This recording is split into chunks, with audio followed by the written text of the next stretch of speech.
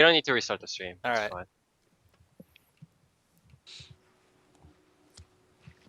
Hey guys, welcome to episode 43 of 4Player Anime Cast. My name is Spire. I'll be your host today, and joining me is the usual cast. How are you doing, Nier? Depressed as usual, Canadian as usual, French as usual. What's going on? Mildly disappointed. Mildly, okay. Mildly. I thought you said wildly, and I was like, yeah, I'm pretty wildly disappointed too. I'm just very low energy right now. Yeah. What about you, Toast? I have spent 7 hours grinding hell modes on DFO, so I'm pretty tired. And I have to Watching grind some Cutler more. Kitchen. And yeah, I cut their kitchen in the meantime. And I have to grind it a couple more times on different characters, so I'm gonna be tired. All right, and Dark. Before I slept for like 2 hours. I hadn't slept for like 3 days, and I went to PAX day 1 and 2. How was PAX? It was pretty good. How was the anime at PAX? Wow, it was great. How many people recognize who Accelerator was, my friend? When I heard about it, only 2. And even in our chat, people didn't recognize. Oh who wow, Accelerator are you gonna was. put people on blast right now? Like, guys, it hasn't even been Tokyo like 3 Ghoul's minutes. my favorite show. Oh Have you heard of a Tokyo show Ghoul. called We in there. Sword Art Online? Remember when Sword. Tokyo Ghoul? Was Sword Art Online, my friend? was there anything good at the Squeenix booth? Mm-hmm. Star Ocean 5 was there, and that was fun. Did you play Setsuna? No, because the line was like combined. Because, dude, the Square booth is really stupid. Someone needs to tell Square that they should actually organize their booth because there's no proper lines to play any of those. So for some reason, people decided it was a good idea to just merge the Setsuna and the Star Ocean lines together, even though the Setsuna demo is significantly shorter. Also, as a side note, if you're ever at a convention and you're going to play an RPG, don't be the asshole who opens up chests and does mining nodes and grinds enemies and goes into the menus and starts selecting fucking spells and starts changing shit around. Play the damn game and then leave. Hey man, no time limit. I'm gonna fucking drag I'll that stay shit here out forever. as much as possible. Yeah, but fucking wait on- how are you supposed to enjoy the game if you don't go into the menus and set up hotkeys? Yeah, PAX has got to be pretty exciting, but unfortunately, a lot of conventions are like that. But How did it smell? yeah, that's Honestly, as usual, it's always fine unless like you're like actually sitting behind someone who visually you'd be able to tell who the guy is gonna be who fucking reeks. So you can avoid that pretty easily. People make it out to be more of a bigger deal than it is.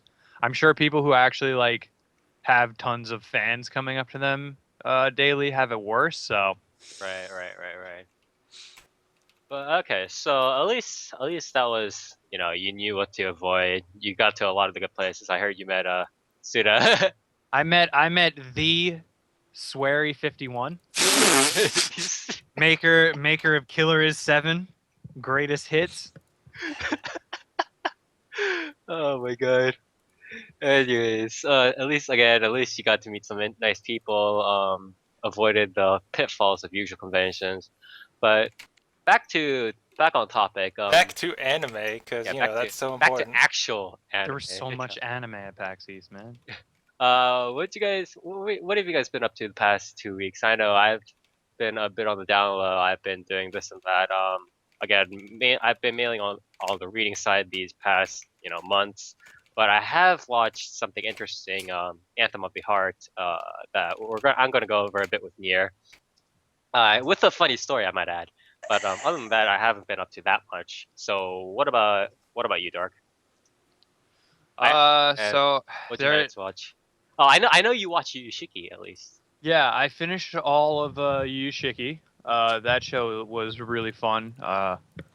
It's like just a bunch of talking in circles between characters, which is pretty good. Yeah, it's really weird because I watched that, and that was actually funny. And then I watched new shows this season. Also, some of which were really funny, and then one of which I don't understand if I don't hate it or not. I certainly don't actually like it. Uh, and that was I watched Tanaka-kun, which was really funny, and then I also watched Anne Happy for some reason because I couldn't sleep. And Anne Happy is an interesting one because that show is a survival game that lies to you and tries to say that it tell you that it's not at first, and then it becomes What's like one. another series? Is it like I heard I could talk about Danganronpa? that. No, it's worse than the other Huh? series, like in lying to you. I thought Dude. Anne Happy was like chibi slice of life stuff. No, yeah, see, that's what I thought too. The first episode was slice of life. The second episode was mostly slice of life, and then I was like, wait a minute, is this turning into a whimsical survival game? And then sure enough, by episode 3, it's a whimsical survival game for damn sure. Wait, is it they're trying to get out of their misfortune or whatever? And does this turn into a tragedy? I don't think it turns into a No, tragedy. Or no, that's what I'm saying. Like, it's a whimsical survival game, though. Like, it is not a tragedy. So it is like if you took a survival game, but okay. everything's all right. Oh, Dom says it's like Gakugurashi, so it's like it's a very sort of like morbid humor in a sense.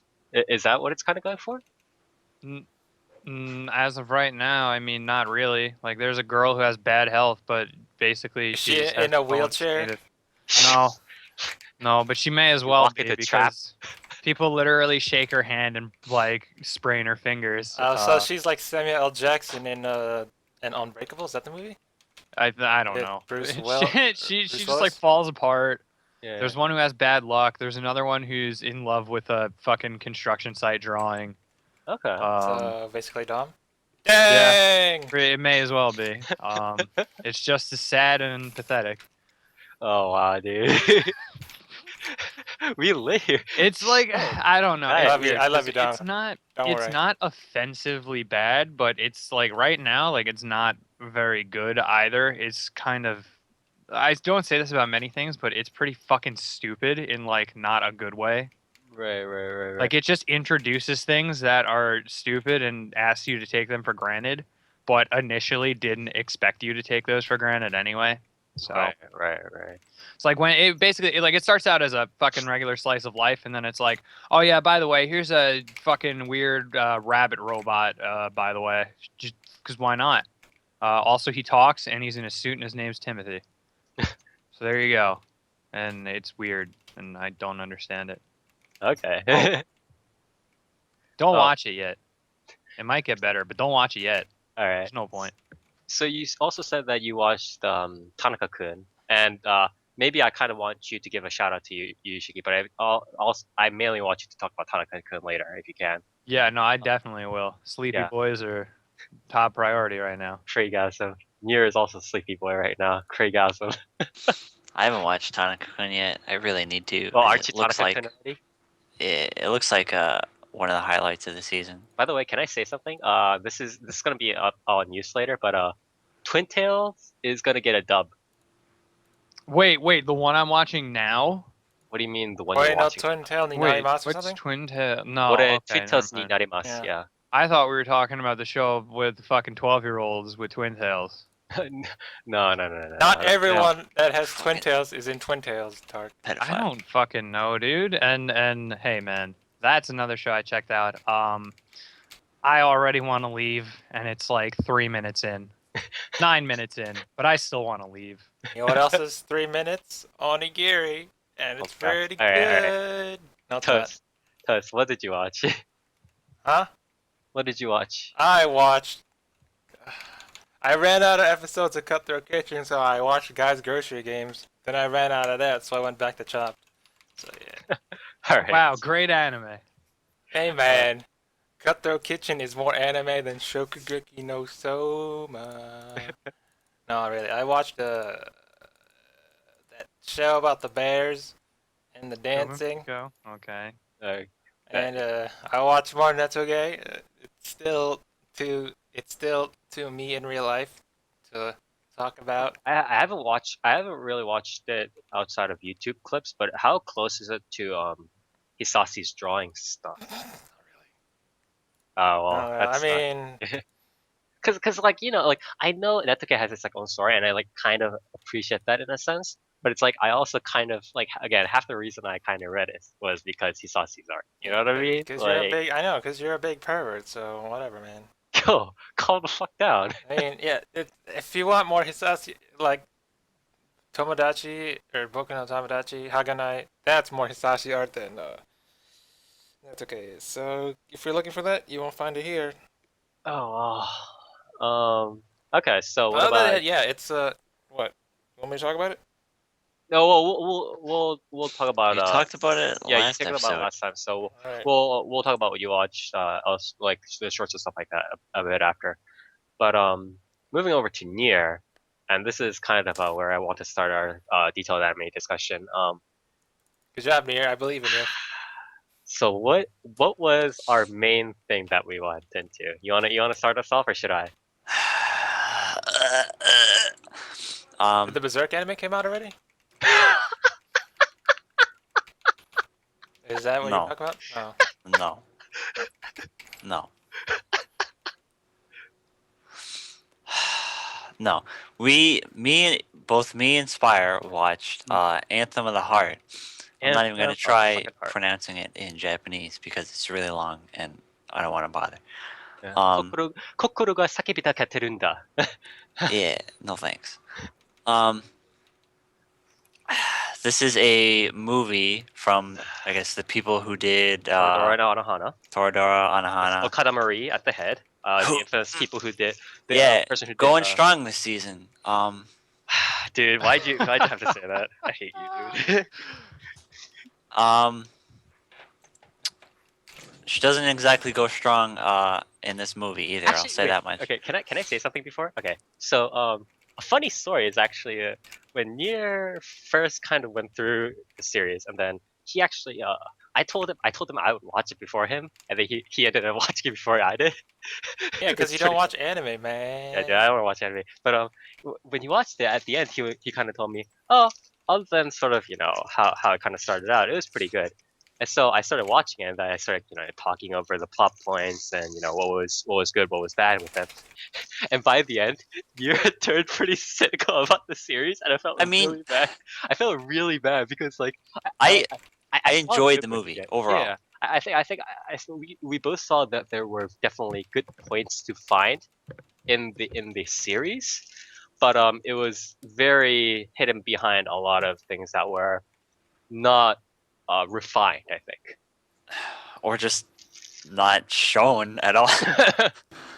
Yeah.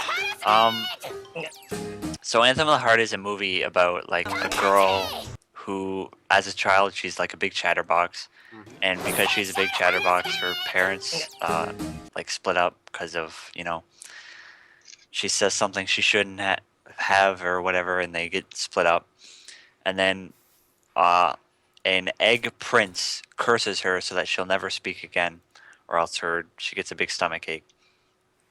And then she gets drafted into this club where all these like differing people get thrown together, and then they decide to do a musical because emotions are so much easier to express through song than talking, and it goes on from there. Well, But she gets cursed, or she has this psychological disorder that prevents yeah, her from talking out.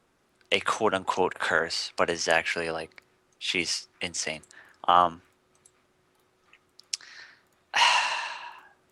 I'm not really sure where to like start with this because You wanna Can you start with the Eggman? no, well, should I go first, or do you want me to give go my for it. okay? Is the Eggman shaped like Dr. Robotnik? Yes. No. um Sion with the big hits right here. Um Ah! so I'm gonna be alternately kind of tolerant and really angry at the series at the same time. And that's because this really kind of tugs at both of my sides. One as a sort of uh look at the larger perspective of this season, where I think that Anthem of the Heart was an okay addition to what's currently going on. But on the other hand, it's just not nearly the level of stuff I expect from Okada Marie on a higher level. And what I mean by that is Anthem of the Heart represents the problems Anohana had at a much higher level.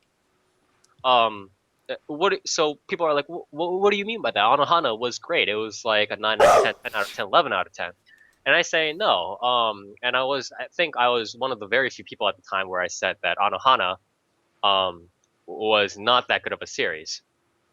And the major problems with Anohana was that the pacing was a bit too fast. A lot of the events were happening very forcefully, although Anohana was much more natural than this movie was. And a lot of the sort of the character interactions happen through this like very large dramatization. That is, like at the end, spoiler alert, at the end, like the fat dude starts like fucking stomping his feet, and he's like, confess, confess, confess, or whatever the fuck he does. And like the other guys start crying, like the girls start like running like across the like the guy starts running across the mountain, cross dressing, and the ghost is like fucking disappearing, and like all this shit is happening, and you're just like, what the fuck is going on? And like that's sort of how this character interaction occurs, and that I felt like was a very big problem in how Hana worked. Now in this, uh, the same sort of thing happens. Obviously, there's no ghost, but a lot of the things, a lot of the character interactions, a lot of whatever's going on is either driven by a very forced events from outside the character's control, or outside the main character's control, or it happens from very dramatized like 0 to 60 interactions. Like one guy kind of like gets pushed to the side, or he gets insulted once, and suddenly they're like fighting like in the classroom, or like they're like pushing each other in the family restaurant or whatever. And I think this is a very big problem. I understand where it's coming from because the pacing just needs to be faster, but it still represents a problem in sort of this organic character interaction. And that and another problem which I'm going to talk about later, I think, you know, Okada Marie can write a lot of decent characters, but the fact that these premises force these characters into very artificial situations kind of pains me. So you want to go on from there, I think? I mean, I guess my biggest problem, which I talked about after you watched this, was um, the main character A has zero development up until like the last 10 minutes of the movie, maybe, and halfway through the movie, the main character's actions completely betray his motives. In that, uh, halfway through the movie, spoilers by the way, there's a conversation where one of the main characters, who also gets absolutely zero development whatsoever, says, "Well, don't you like, aren't you in love with the main girl, the quiet girl?" And the main character, who throughout the entire movie has been doing everything for this girl, absolutely everything in his power to help this girl, he goes, "Psh, nah," and it's like, what? Why? You know? Well, okay. Because Here's twist. my point. Here's my point. I don't think that sort of relationship is necessary, and that's because I have this I have a kind of a thing against uh gachapon relationships. You know the thing I'm talking about, where it's like, oh, I saved your kitten like twice from a tree. Now I get to have this relationship with you.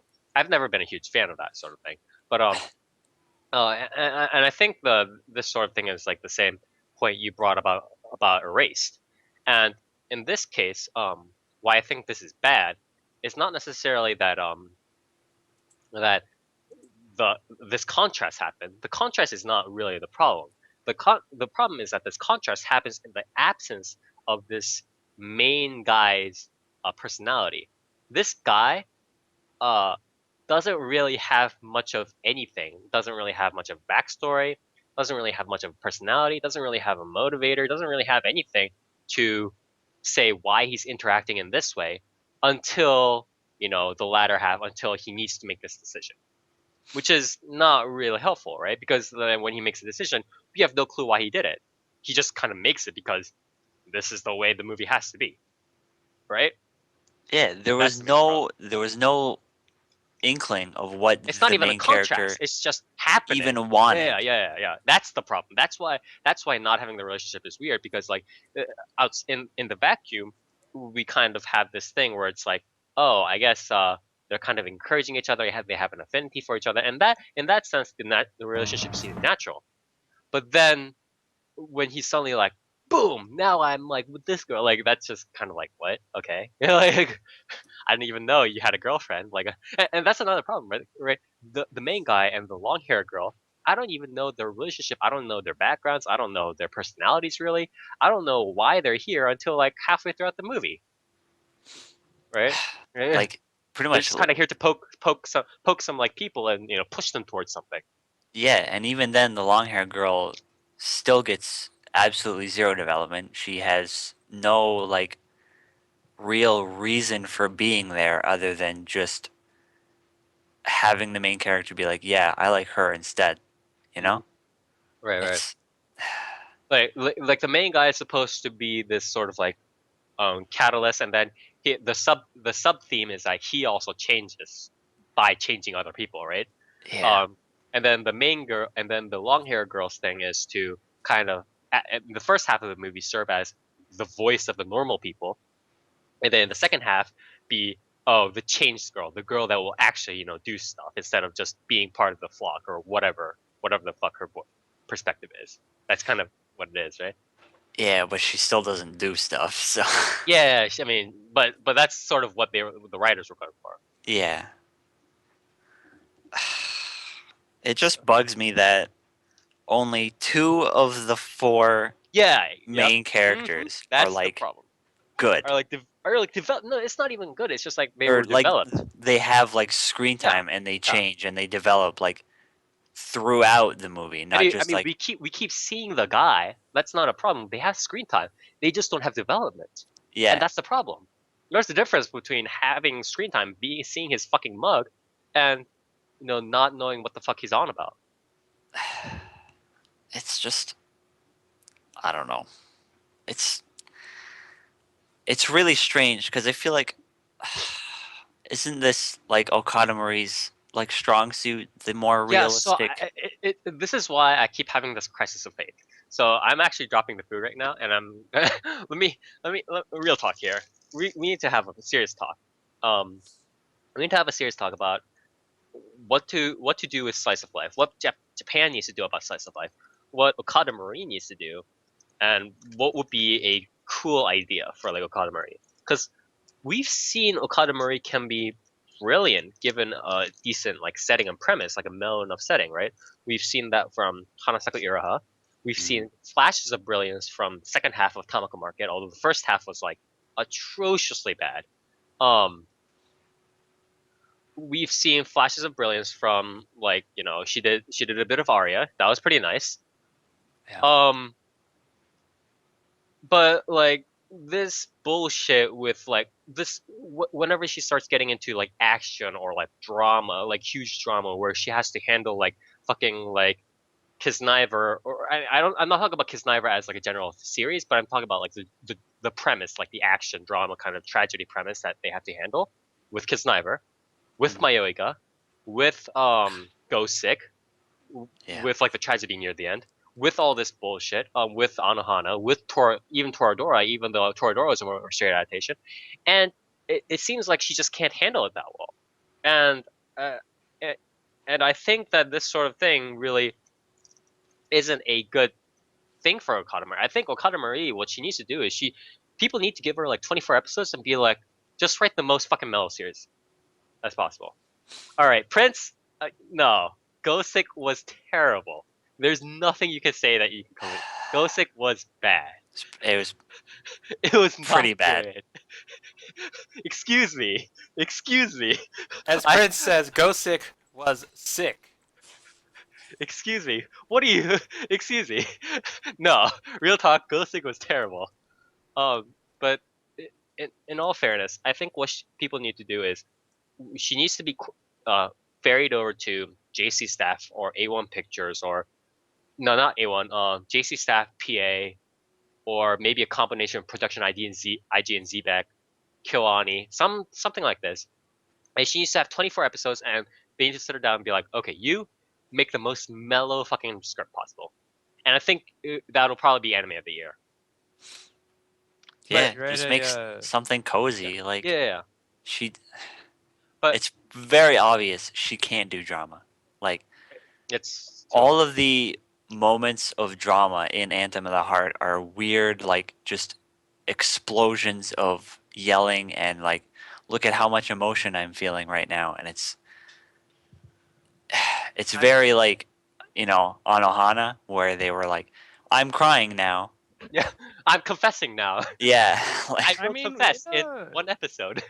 in in what the hell was it called? Hanasaki Roho. Like the drama was fine, but I feel like it's because it stemmed from all these slice of life interactions And rather it was than much like slower. It's not more. like the thing is like people need to understand that like human emotions have this like sense of time. You know what I mean? Like people kind of build up stress. People kind of have this thing. Like people don't just go like, oh, day two, I'm stressed, time to scream. That's not how it works, right? Like stress builds up over time, or anger builds up over time, or they need to take control of several events to become kind of cognizant of stuff like that. And they have this like flow. But to just be like, yeah, I got insulted once or twice, time to explode. And it's like Okada Maria also seems to be cognizant of that, which is why she kind of flicks it off and just be like, oh, now they're kind of angry. We kind of like gotta write it off because we gotta have them be angry here. But like I think I think she's one of the few people who kind of is able to take this human timeline, human emotion timeline, and kind of grow it organically. But she's being forced by either the pacing of the movie, and I think a lot of the fault of what Anthem of the Heart was the pacing of the movie. I think the pacing of the movie really kind of forced her to be like, okay, now people are angry, now people are sad, now people are crying, now people are confessing, and that's not, and it's very hard. Did I, anyone scream at the sky? I don't know about that. I mean, the girl cried at the end, and she like fucking bang like went around and shit like that, right? That's like close enough. Yeah. Pretty much. No, she was all like she. Oh wait, no, that was at the beginning of the story, but she didn't really like scream or anything. She was just like running around. Yeah, Yeah, but yeah, but there was a lot of crying. yeah, I don't know if it's necessarily the pacing of the movie It was also direction. because this is like a long movie. This is a It's 2 hour like two long hours 30 movie. minutes. Shit's like Gandhi. Yeah, Like this is like the length of Gandhi. You realize this? Like it's very long for an anime movie. I think the problem is they kind of put it's weird. They put too much like they tried to put too much stuff in it, but then at the same time two out they of the put it four nothing. characters still didn't get developed. It's very strange. Like I think it's also they try to very much force a couple of major themes through while uh, having quote unquote organic character development at a very steady pace. yeah. And that doesn't work very well because character interaction never works at a steady pace. It requires a lot of time, but that doesn't necessarily mean it's steady. I Um, just think there was too much like there's too many moments where the movie isn't moving forward and it's like, hey, look at this like I guess touching moment or whatever, but nothing's really happening. And then all of a sudden the movie's like, okay, let's go now. yeah, And and a lot she starts part of that screaming problem, and yeah, stuff. part of the problem is also that a lot of the background and stuff like that didn't really help. Again, it was either forceful or it was very inorganic. And the big thing we both pointed out was the the main girl, like Naruto's parents, right? Yeah, Yeah. So the so mom. like the mom is like so like she's so much of a foil. She's so much just like a setup for she's essentially used whenever people need to be angry or people need to be relieved or whatever. So it's like She's literally an antagonist in a yeah. story that doesn't need an Yeah. antagonist. So it's like whenever Naruse and the others are kind of happy or whatever, then suddenly there has to be tension. Boom, the mother jumps in and scolds her or whatever, and that's a problem. Like you don't just set up people for emotions. You have people that have certain characteristics, and then they set up these events and interactions, and that is how it goes. People should take in a slice of life. or in any series really, I think characters should take priority. Or, I mean, unless the plot is like very defined, the character should take priority over events. And that's not what happened in this movie, unfortunately. And it's not like the mother was uh very human in a sense. It's not like, she was we saw that she was super angry because, she built up all this stress and stuff like that. It's no, she's just like, oh, I got divorced. Now I'm like really angry because my like child's like, silent or whatever. And sure, like that's there are parents that do that. There are very callous parents that are stressed out, that act roughly towards their kids, but they don't show this sort of like humane sort of anger, sort of like resignation, like I have given up, like man, I gotta do this and like take care of my kids. No, they're just like, oh, parent here, I'm angry at my kid, and that's really disappointing, I think. Yeah, like June, the quiet girl, she like it shows couple times in the movie like she's too scared of answering the door Mhm. because there's like a rent collector or something. And a point in the movie, she works up the courage to answer the door and Mhm. give the lady the rent. And as she's doing this, the mom comes home. And for no reason, the mom brings her into the house and calls her a disgrace. Fuck you. And it's like, why? There's Yeah, you should be no proud of her. reason. Yeah, you should be proud of her because she's adapting, right? Like Yeah. this is a good thing that's happening. Like Should have done it sooner. Fucking should do this, failure. bitch. B plus. But do you want to tell them about what we talked about in terms of visual direction in the hospital? What do you mean by with how Yeah, like what we discussed about the alternative. with how there's a point there's a point where June has to go to the hospital because whenever she talks, she has this like mental Yeah, mental curse disorder. where Yeah, wherever she talks, she gets a stomach ache, a really right, really right. bad stomach ache. Mhm. And just before, Sheila was like screaming at people because plot, and Yeah, yeah. so they go to the hospital and there's nothing wrong with her, and the mom comes to the hospital and she starts scolding her, Hmm. and the main character comes in and she's like, or he's like, hey, you don't have to like scold June because she's trying her best, Yeah, and she's like trying her best. She her only got friends in this are situation, yeah, her friends are because here for her. And then it just immediately cuts to June in the car being sad yeah. instead of the mom going, oh wow, like somebody's supporting her, like she has friends and Right, right. she's So if it actually cut to the mother, making an effort. yeah, yeah, yeah, Instead, it's exactly. just like, oh, June's sad now. Yeah, it's just sad. Should It have doesn't cut. even cut to the mother. The mother, in this case, the mother's the focal point, right? Because this girl is super sad in part, like in the hospital, part because she wants her mother's approval, right? But Yeah. and like the fact that this movie doesn't show that, oh, the mother is not like, even approving, like, or even reacting or anything like that, doesn't even show her.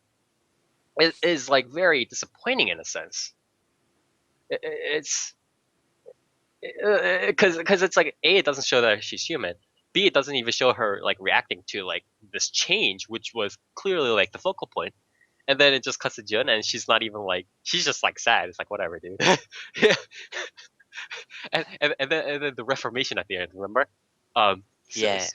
so God. let me talk about this one, where it's like they do the play, and then they're singing, and it's supposed to be this happy ending where the girl is like all fine now, right?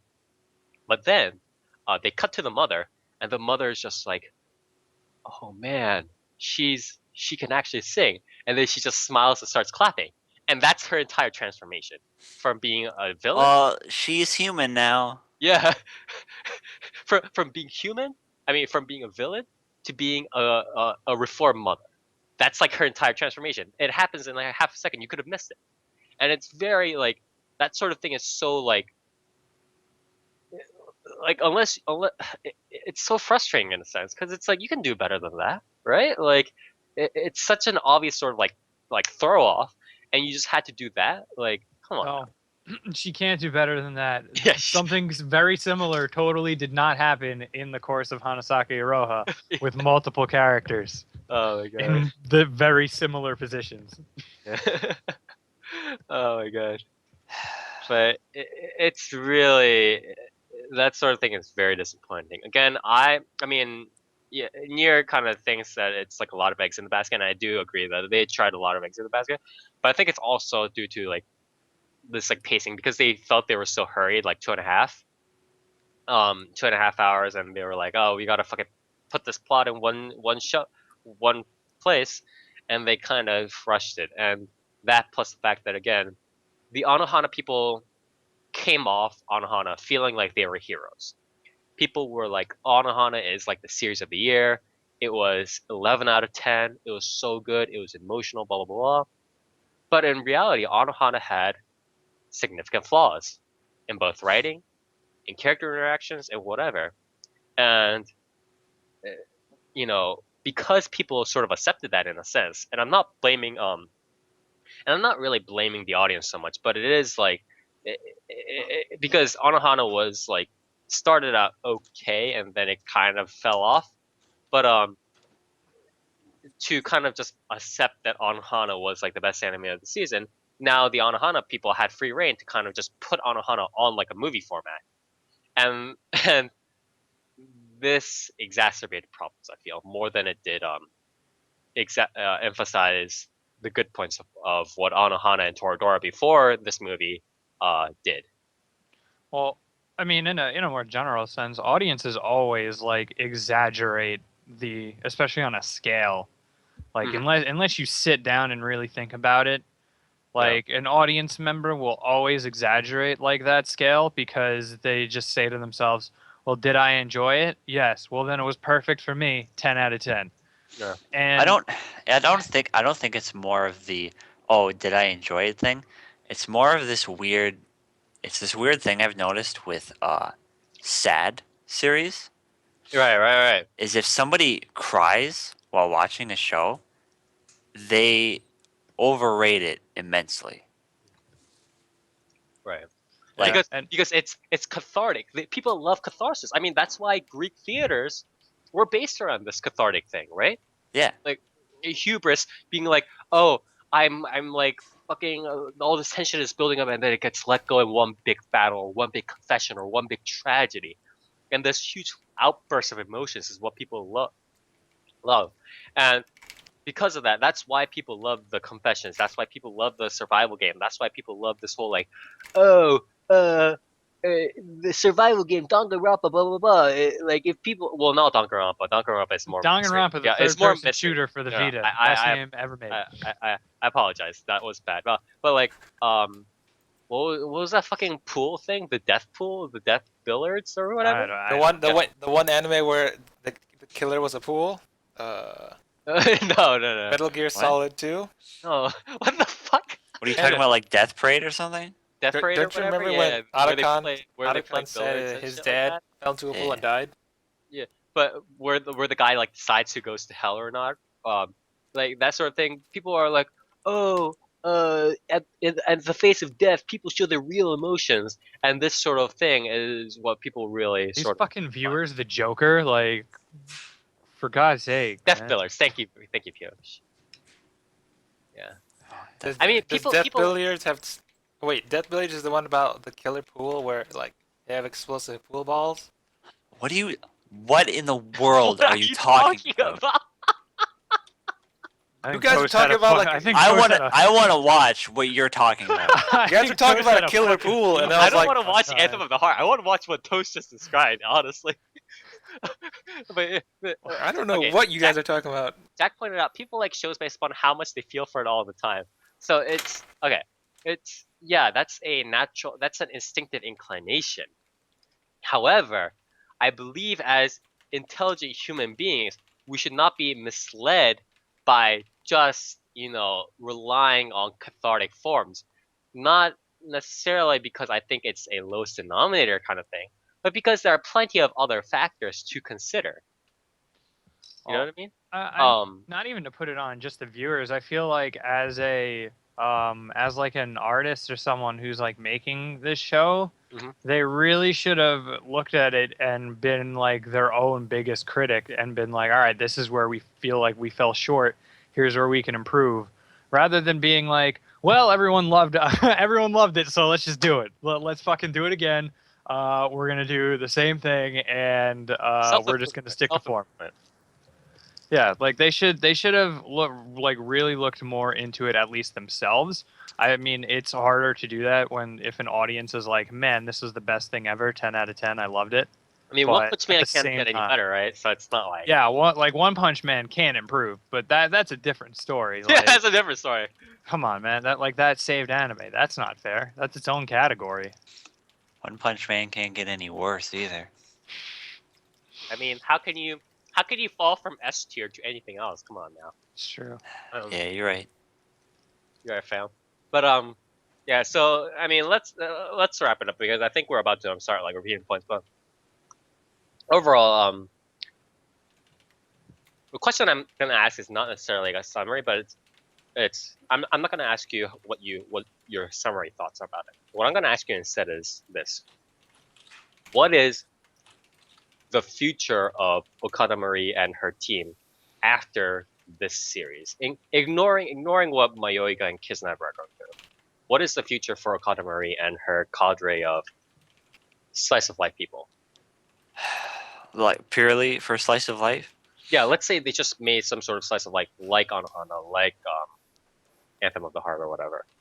What kind of hopes do you have, or what kind of apprehensions do you have? I mean, if I'm just basing it on Anohana and this, I'm going to be skeptical. Like, I have to be, right? Mm-hmm. She's had, at this point, so many misses compared to her few hits Right. that That's the problem. Like, you have to be skeptical at this point. Like, she can write something amazing. Like, no question. She has done it before. But she's written but she's so also a niche many person. Yeah, she's also a niche she's person. written Yeah. so many things that are just, they don't seem to work for her, you know? I think she really needs to do a more Specialized. laid back series, you know? Something that goes at its own pace. Like, you know what I mean?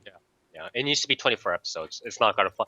Anohana, it's not gonna fly if it's a movie. It's not gonna fly if it's 11 episodes. It needs to be 24, and it needs to be under her fucking reins. I think that's how it goes. It needs to be I mean, sliced. I think a 12 could work with her if 12 plus OVA. That's the there farthest I wasn't can. like too many things that needed to happen, you know? Yeah, that's true. Like it was maybe a very small cast or something, and like it was more just, you know, nothing like dramatic needs to happen at the end. It just does what it does. Yeah, I I mean, think that would work very well. in a sense, it reminds me of Gen Urobuchi, where uh, it's like they both have written very hit series, and like they're very good at their specialty things.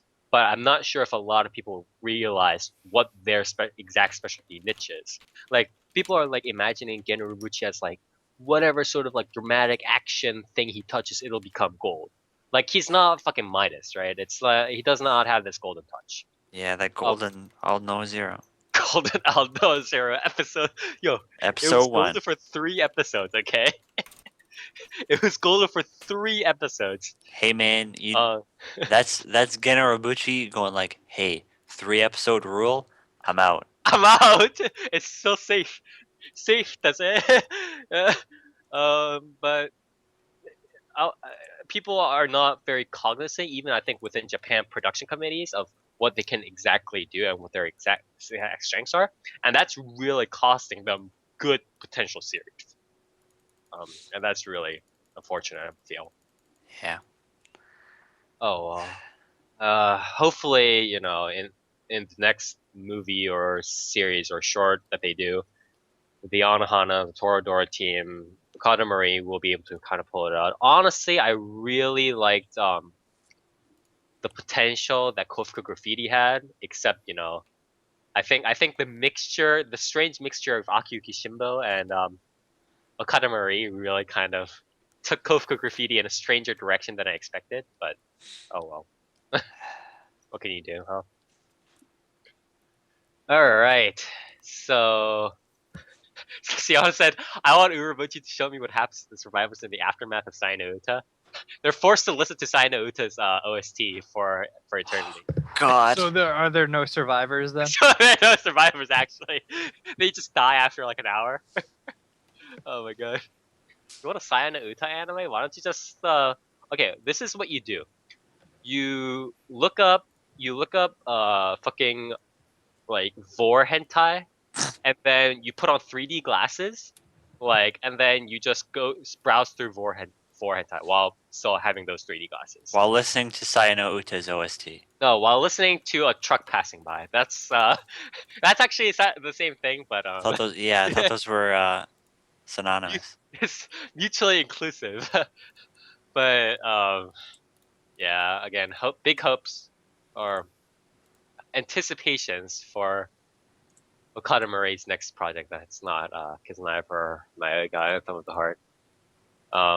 Speaking of that, Prince actually. Anohana Season 2. Yeah, just before we Someone go. else dies and they become a new ghost. Yeah, they all die and then they just Double start possessing ghost. people. Yeah, it'll be like that Scooby Doo live action movie or whatever, where they had like the ghosts like God. people, and it was like so bad. It was so bad. Yeah, but Chris actually wanted us to talk about just give a quick shout out about Kiss Sniper. And I'll be covering this just real quick. I have a question real quick. Yeah, what's up? Did they join the Kiznaiver tournament yet? No. Yes. Where there's like the Kiss Sniper cooking tournament. We have not introduced the Kiznaiver mech. I'll do Just yet. seven people piloting 7 limbs, like arms and legs, the head, the neck, and the torso. Yeah. That's 7. Yes. The torso is a limb, Toast. Yeah, 4 plus 3, man. Head, As is the thorax, head. abdomen. Yeah. Anyways, what was I gonna say? Yeah. So Kisniver, we did talk about it last episode, which was just the beginnings of maybe we kind of had hopes, maybe we didn't, or was it the episode before that? It's a drama, Jack. It's not a superhero show. That's Boku no Hero Academia, the other series that's gonna save anime, I believe. But just a quick thing. We promised not to talk about Kisniver anymore because one of our chatters, Dark, Nier, and I had a huge sort of fight over Kisniver, how to view Kisniver. It wasn't about Kisniver. We didn't have a fight about Kisniver. We had a disagreement on how to. I mean, we all agreed about Kiznaiver. Yeah. We agreed that Kisniver was an ultimately flawed. You could say bad. An ultimately flawed series, but we had different opinions on how to view that. So I mean, overall, I Dark and I were all of the opinion that it wasn't really gonna go anywhere, and Nier and Toku still kind of had hopes for hopefully it'll go places. So that's kind of how it went up. The reason why Dark and I had more cynical opinions, of course, is because we saw that it kind of ended up being a straight up survival game. It just didn't say it was a survival game, and a lot of survival games end up kind of not going places. Although I believe I've heard that episode 3 is more comedic. So episode, I can talk about episode 3 like just very briefly. Yeah. Like episode 3 is more comedic. It is more of like what the show honestly should be more of to begin with. Here's the problem. Is anytime Sonozaki's on screen, it's still just as horrible as like the last 2 episodes, if not worse. And it's just like every time she's on screen, she actively makes the show worse. Because she's either forcing a character interaction or saying some stupid things or bringing back up the fucking 7 deadly sins again, which, by the way, I didn't think we would hear it again. Yeah. But lo and behold, Who's who? yeah, lo and behold, they are sticking to the 7 deadly sins. Dude. What if in the Kiznaiver tournament, they're the 7 deadly sins, they gotta fight the 7 holy virtues? Oh, Bam. I mean, I don't know what that would be What if they had because to fight? neither. What if they had to fight the modern seven deadly sins, which is like what is it like disregard for human rights, global warming, like genetic mutate, like Well, genetic. Donald no, Trump? they Stuff like are that. they Yeah. are Yeah, the new seven deadly sins, yeah. man. Don't you know? And then like when they combine the giant the mech, it's muscle Donald head, Trump. the the immoral one, the whatever, the goody two shoes. Like who? Shut up. Who fucking cares? I care, this sounds interesting. Talking about characterizations, and you're like, Hey I man, think- what if one of them's a lolly? Seven Once- deadly sins. Like why even bother calling it the seven Okay, deadly the sins? point is, okay, all right. Before we digress, the thing was, the thing I wanted to point out about episode 3 being a comedy was that it essentially puts Kisniver into two positions. Either, or it's a 50-50 between, it's going to be mainly comedy with a couple of foreshadowing until episode 9, 10, 11, 12, when it'll enter the final arc, and that's when it'll become super serious, right? So that's one possibility that Kisniver could go into. And the other possibility that Kisniver could go into is it could alternate between comedy and drama. So this could be the comedy series, and then for the next 1 or 2 episodes, it could be more drama. It could be relationship elaboration, stuff like that, and then it'll go back into comedy and so on and so forth. Maybe it'll do it like 3 episodes after. But the point is, it's going to be one of those two choices, I feel. But it's not really going to deviate from the survival game structure. And again, the survival game is not. It's not a huge like sort of like concept kind of thing. It's a jumble of plot motivating tools. You know what I mean? It's not like catharsis, or it's not like hubris, or it's not like a trope like or character personality like tsundere. It's just some tool that forces or some background tools that forces the character to go somewhere. So In this case, that tool seems to only be Sonozaki because even in episode 3, she's like, "Yo, go find someone. Okay, bye. Go do it." And then she's so in a has board If meeting. Sonozaki stops doing that and goes into the comedic relief, I think the show will come into its own. But until that, Yeah, it's but she's not- never gonna do that, I think, unless she does like the cool like, oh, I'm not phased by it, but then like shit's happening around her or something like that. That's like the only thing she'll do, right?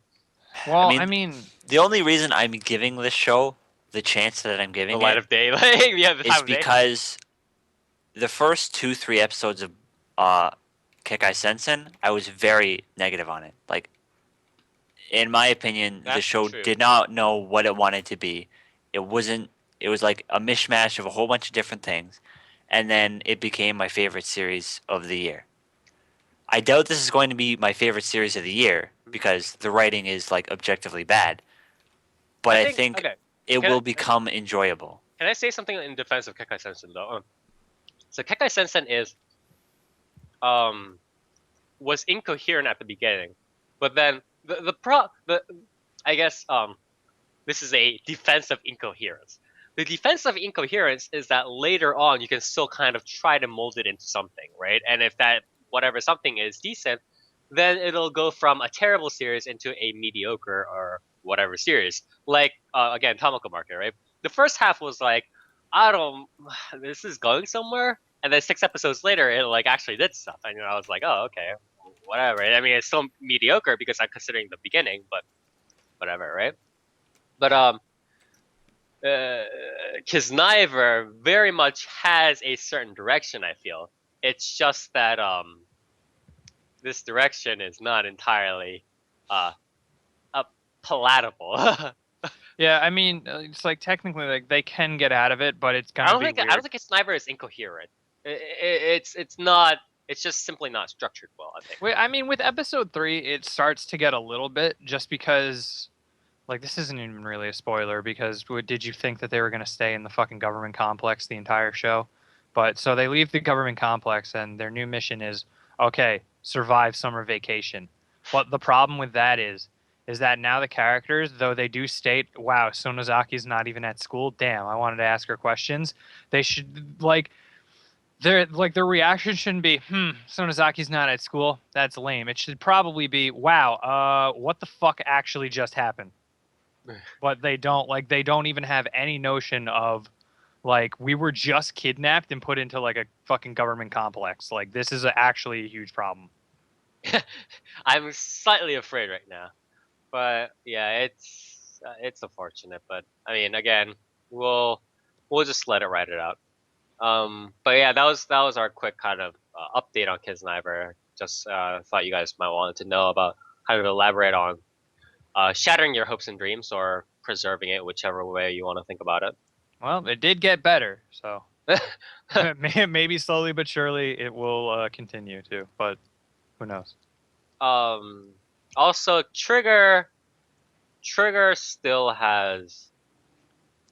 I think Trigger still has a reputation to build, in my opinion. I don't think They've got Luluco. I think I Luco is pretty good. yeah they got. Honestly, people are like, wow, Kill a Kill, Inferno Cop, you got him. Like Trigger's like this I kind of mean, thing now. well, I think I mean, they have a reputation to build, but it's like when you do look at series like Kill la they have a Kill and like standard. I Inferno don't think Cop, it's I like, think I think they have a standard. I don't think they have a quite sort of reputation, sort of like this sort of like taste to them. yeah, What I no, mean they by don't have. taste, yeah, I don't think they have a reputation tone, either. yeah, tone. I think they have like a an actual like standard to be held to from their own content. Yeah, they Like have a standard for sure. they've shown us what they can do, Mhm. and then they should be held to like That either meet standard. that, yeah, like They meet should be held to a at standard. least meet what Excuse me? they've done before, and they What are you have not. talking about? No, the plot twist. This is a plot twist. Trigger will actually never make anything as good as Kill la Kill, just so they can sell more Kill la Kill nostalgia merchandise. If only. Maybe it's like a 5-year like game plan to really market season 2 of Oh Kill la my Kill.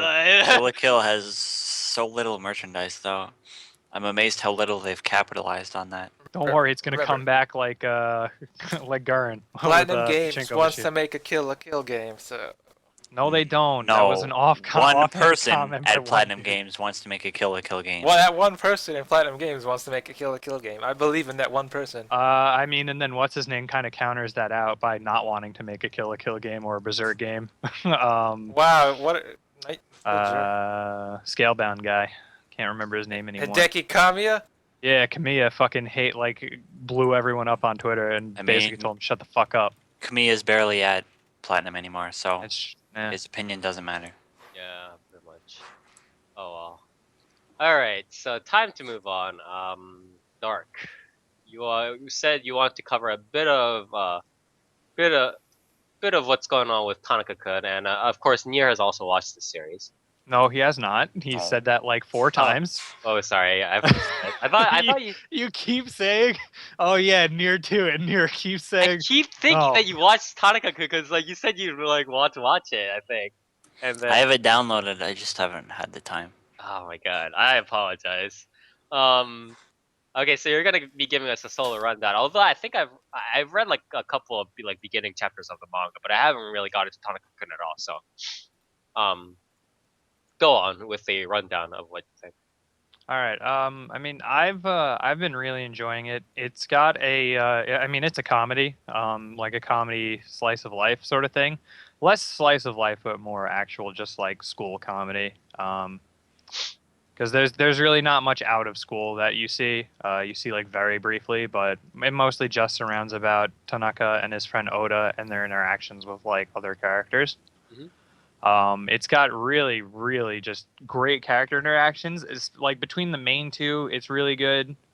And then like they bring in the first, or not in the first episode, in the second episode, they bring in like one girl character who's like the cutest character ever, and then in the second episode they bring in another character, or not in the second, in the third. So it seems like we're gonna slowly but surely get like a episode where a character is added and then adds on to like the sort of connections between them, because like the two characters were connected that were added, and then the third one seems to be connected to like Oda. The fourth one seems to be connected to Tanaka. So What's I think that's what who, we're wait, gonna get. I apologize, but who's the studio behind, or what's the studio and what's the director behind this? I believe studio is Silverlink. I will look up the Silverlink. director So right now. it's the audio visuals I'm assuming are fine. Yeah, audio visuals are really good. It's a pretty series. It has a very nice art style. to Yeah, it. I mean Silverlink with these kind of series has almost always been very solid with audio visuals. Who's the? Keep going. I'll find the director. The director is Shinya Kawatsura. Oh, Shinya Katsura. I just forget the yeah, no, I've heard of this dude. Yeah, he's Yep. done Durarara, Non Non Biuri, which Da-da-da-da, explains a no, lot. Yep. Okay, he did Index season 2 as well, but that doesn't explain a lot. But Yeah. um, Oh yeah, keep going. so it's got a lot of deadpan comedy, which is nice. It's got a lot of visual gags and like visual skits, which is really good too. Yeah, like it's hard to explain the show because it is very like slow in a sense. Like it's very like It's calm very and quiet. episodic, I think. Yeah. Well, yeah, it's absolutely episodic. Like it's Yeah. all episodic humor. It's another mellow series to go along with your other mellow series, Flying Witch. Yeah, which is great. This is the sleepy season. And I honestly wouldn't have it any other way right now. But yeah, it's just like it's got really, really solid character interactions. Very like web-emmable show. Because it seems to be like even in a grander like skit during the episode, there are like 2-minute parts of that like bigger skit that you can take and are like stand very strong by themselves. Mhm. Yeah, and I mean, yeah, there's really not much I can say about it. Yeah, that's It's fine. there's no like I It's can't not like get into the I mean, plot also and there's stuff. only like how many episodes? Like 3, 4 episodes out? Yeah, there are It's not 3 really. out, so it's like I mean, it's not like I can talk about plot or anything with it. So and I'm not about to start retelling jokes. Yeah. So But definitely a solid addition to sort of the chill kind of thing of next to again Flying Witch, Kumamika to an extent, but that's a bit more comedy than anything. yeah, this show's different than More Flying non Witch. Flying sequitur Witch is kind of, like yeah. Flying Witch is more like calm, cozy Yeah. with some humor. This is more like very much humor, but with a calm and cozy feeling, like humor primarily, and then Kumamiko is just primarily comedy in general. Not really coziness to it. Right. It's just set in a cozy setting. Kumamiko. Okay, so that's good.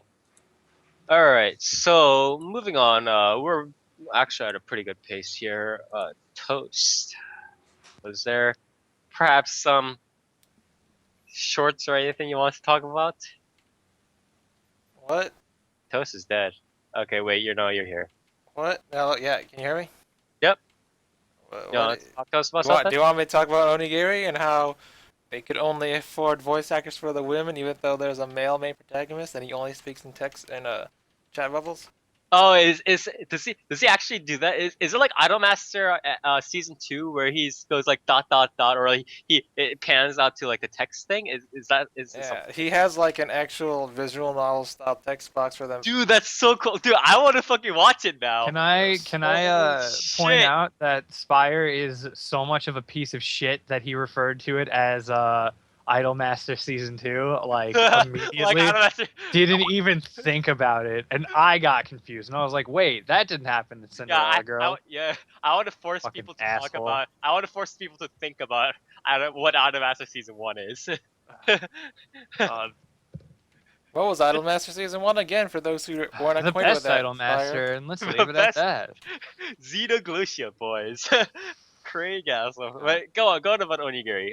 You said the visual novel thing, but is there anything else that's like super? Oh, not really. I mean, there's main male characters in it, but nope, they're not gonna be in it. Okay, I still want to watch it, see how they handled the whole like visual novel text kind of thing. He had like one line of that, and that's it. And then they all like got exploded and vanished into like different parts of the world. So now they gotta find each other again. And then one of them broke the game, and so they had to restart it. It was really dumb. Okay, that's silly. Okay, so other than that, not much or what? I mean, I watched Kumamiko, and you guys pretty much nailed it on the head. Where it's just a bunch Yeah, of it's you know.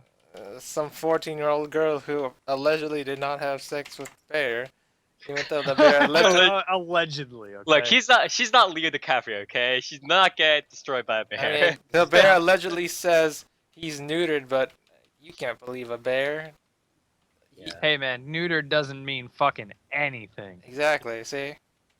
So I don't know, but she's 14, so All right. I don't know. Whatever. It's fun. It's fun to watch.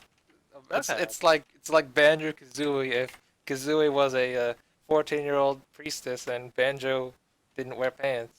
And it was also not a platforming game, but an anime, and nothing like Banjo Kazooie except for having a bear. Well, I mean that's the first thing. Like, do you want It just Kuma has a Cafe? bear toast. It just doesn't. Leave me alone. I'm trying to think of other animes with bears and like Shiro Kuma Cafe. Is that one? Winnie the Pooh. You Yeah. made the food, the anime. Yeah, that's probably better. All right. Okay. So, well, I I guess mean, we can. do you want me to talk about Netoge episodes two Oh. and three, where they're actually going with their whole? She's kind of lives in the game world and does not know what real life is. So like she's a complete No, we went over that, I think. space. Right? Did we go over how they're actually trying to address that this is a serious condition and they need to fix it? Yeah. No, no. I mean, they know it's a serious condition. That's like the whole like theme of it. Yeah, it's like, hey, this But then she's like, the second theme is like, oh, she's actually in like serious love with the guy, and then the whole like romance appears, stuff like that, right? yeah, but it's okay. But he's all like in denial because he got burned by the Neko Hime. Or there are no girls in online games, but apparently all my guild members are girls, and so you only love me in the game, not me in real life. But she's like, but I do because the only person I know is well you in the game, and you pretty much act the same. So there is a line that blends between reality and the game, and it does it much better than Sword Art Online. Yeah, I mean, that's not really saying much, right? Like, does it better than Sword Art Online? Like my friend. Hey man, Lots of but things if they do. died in the game, they died in real life. So it was their They whole just keel over the computers. If they fall in They love in the just keel. game, they fall in love in real life. yeah man. Oh shit. Oh, Dark's got It it. is just like Sword Art. And Oh then my God. 15 years of semen. It's 2.5. Damn it. Whatever. Made a glopping noise. But then they're all like, we're gonna form a computer game club, and it's all like, yeah, we're gonna play games now to cure Akko of her condition of being complete waste of human life. So that's their whole plan Yeah. for the series so far. All right. So Okay. like, we're gonna fix your cure of being a complete introvert, shutout, neat, by making you interact with us both in the game and in real life at the same time, which basically converts to like they could have done that through voice chat, but apparently Japan does not have Skype or Discord or TeamSpeak or Mumble or anything sort of that. But okay, Well, I mean, that was just like in, Sword Art that was, Online. no, Oh. not, well, yeah, I mean that, and also, PSO2, the animation, where for some reason, Yeah. even best friends who are like right next to each other in dorms are like talking through text chat. It's like, guess no What one uses is a external headset? chat. I mean, Or- he has a headset, but apparently does not have a mic, and neither does anyone else in the club. Oh well. Oh well. All right. We need to actually move on to news then. And there is actually very a lot of we'll get to it. We'll get to it, guys. Don't worry. Uh, there is a lot of very big news in the past 2 weeks. Like unbelievable amounts of like big news. God, I don't even know where to start actually. Jesus Christ. Okay. First piece of news.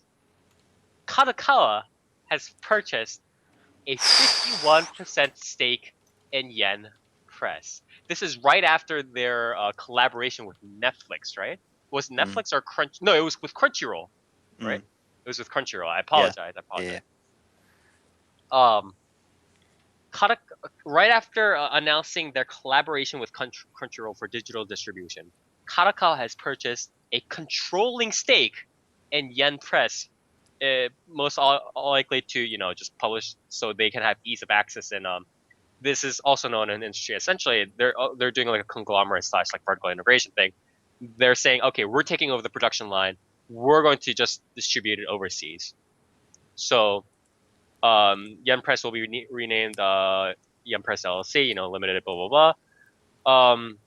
The press release mentions that Yen Press is the second largest English manga light novel publishing company in North America. Blah blah blah. The announcement added that the new joint venture aims to establish light novels as a new content genre by using Hachetsu's existing production and distribution infrastructure, with Kadokawa providing leadership. So I'm kind of afraid because, light novel distribution places have never been super like on top of things, but Yen Press has done some okay stuff. But what I'm afraid of is where exactly is Kadokawa going to? Because Kadokawa has been open in some extent, right? I don't know. You know what this means? This means that I'm finally going to get my Data Live light novels released in the U.S. It's gonna be great. Does that mean that the Kokoro Connect light novel will get translated and the Denpa Onna light novel will get translated? Hopefully. No. Okay. Yeah. So I think what I'm afraid of is because Kadokawa has been very open in some instances, right? Expanding their horizons beyond Japan.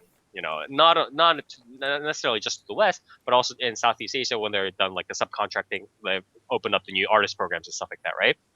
They've consolidated some of their programs. They've gone digital much quicker than a lot of other places have, like Kodansha or whatever. But I feel like it's still very conservative in some aspects, and a lot of their major players, have kind of moved on to other places. So what do you guys think? Is this a good thing or is this a bad thing? What do you guys think? If we get more localization of stuff like light novels and video games and mangas that probably would have never made or would have seen the light of day in the U.S., then yeah, I'm all for it.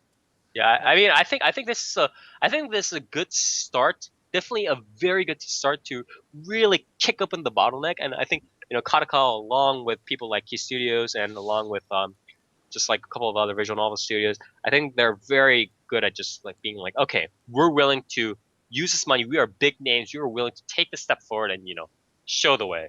I think that's a good thing. I'm just afraid about their conservatism. Yeah, is this the same company that localizes the Index ones, or is that a different one? Because is this the company that takes like 4 months to do like one volume of a series? Because I remember You mean all Yen the Press or companies Kadokawa? that localize Are you talking about Japanese stuff take Yen Press? months? Yeah, no, Yen Press. yeah, Yen it was- Press takes forever to localize most things. There are some series that they did do it pretty fast, but they were very like small series, I believe. Like like maybe 6 to 7 volumes, and then they were like pretty fast. Like they were small volumes. yeah, Like because I remember. Index is gonna take forever. Well, yeah, no, because that's what I was saying. Like people, when the news first broke on that, which is what makes me die inside even more, And is that also what I've someone was heard, like, yeah. it's gonna take 20 years to get up to what Index is at now if they do their usual 4 month. And also the worst part is this is actually a direct source from a lot of fan translators and stuff I've kind of made friends with, and a lot of them tell me that they personally think that Yen Press translations are hit or miss at best.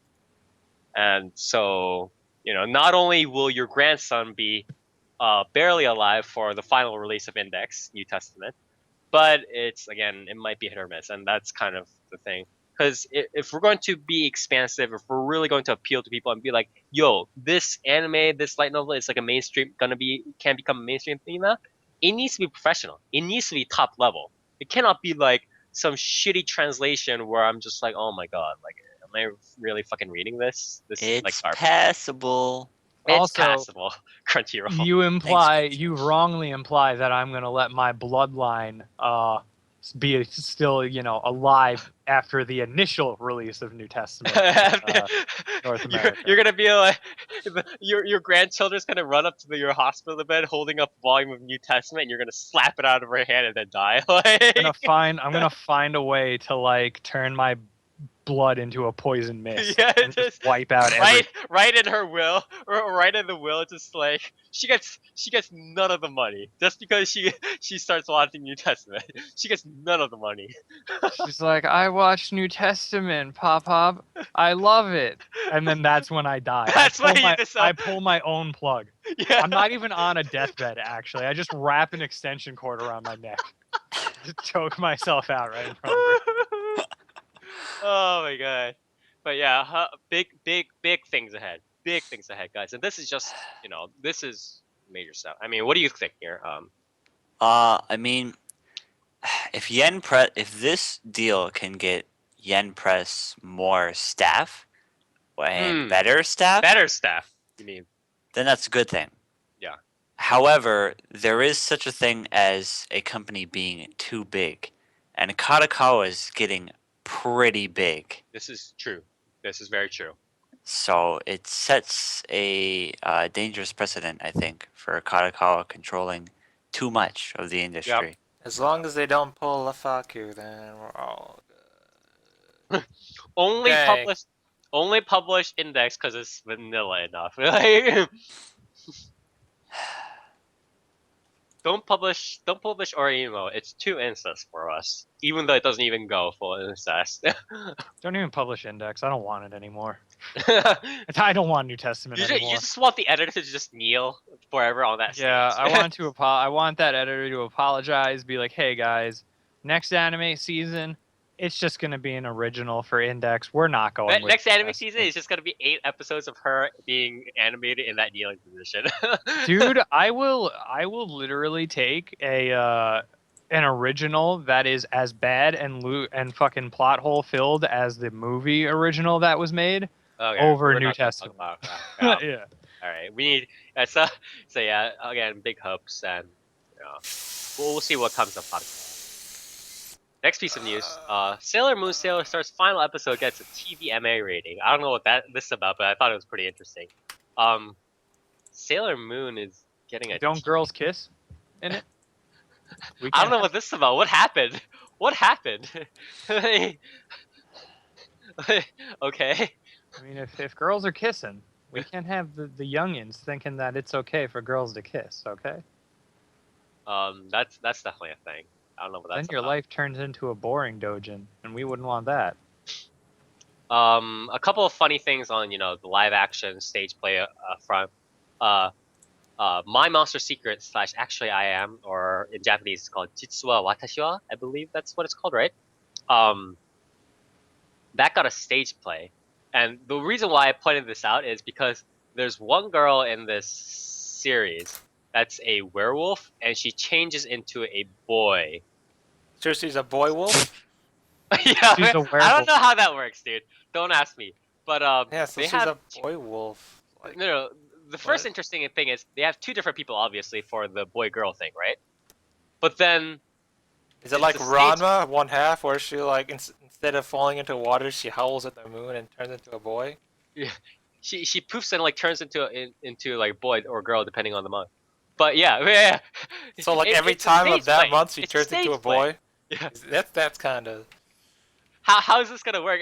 Is the boy just gonna run on the stage and the girl's just gonna run back and then it's gonna happen like every time? So There's gonna be a big poof of smoke, and they got like trap doors. instead Yeah. of PMS, she gets BMS where she turns into a boy. What? I don't. It turns into like a What? fire hazard because like so much smoke is coming out every time like they fucking do the transformation scene. Like I don't know how this is gonna work. It's really strange. But if it does work, I kind of want to see it. Next piece of news is also on the live action kind of front is there's gonna be a live action corpse party, and you know how that shit works. That's. Yeah. There was a live action corpse party movie. Fair enough. Yeah. Butter up your poopers, Is this like everyone. a stage play? Butter your Live. purpose, everybody. Like a stage play or what? What are you talking about? No, it's a movie? live action movie. Yeah. It's Yeah. live. Wait, is it translated already? 'Cause I know don't it came think- out. No, it's coming up. It's coming up. Wait, it came out? I'm pretty sure it came out. No. It's Oh. a sequel. It's a sequel. All right. I apologize. Yeah. Next piece of news: Kagero Project. Kagero Project being the Vocaloid project that came out, I believe, about a decade ago. Was turned into a manga adaptation of the same name, Kagero Project, and then finally was turned in approximately 2 or 3 years ago, right? Into a 2 years, yeah, 2 years, yeah. Never mind. Into an anime called Mekaku City Actors, which you might have noticed, fortunately or not.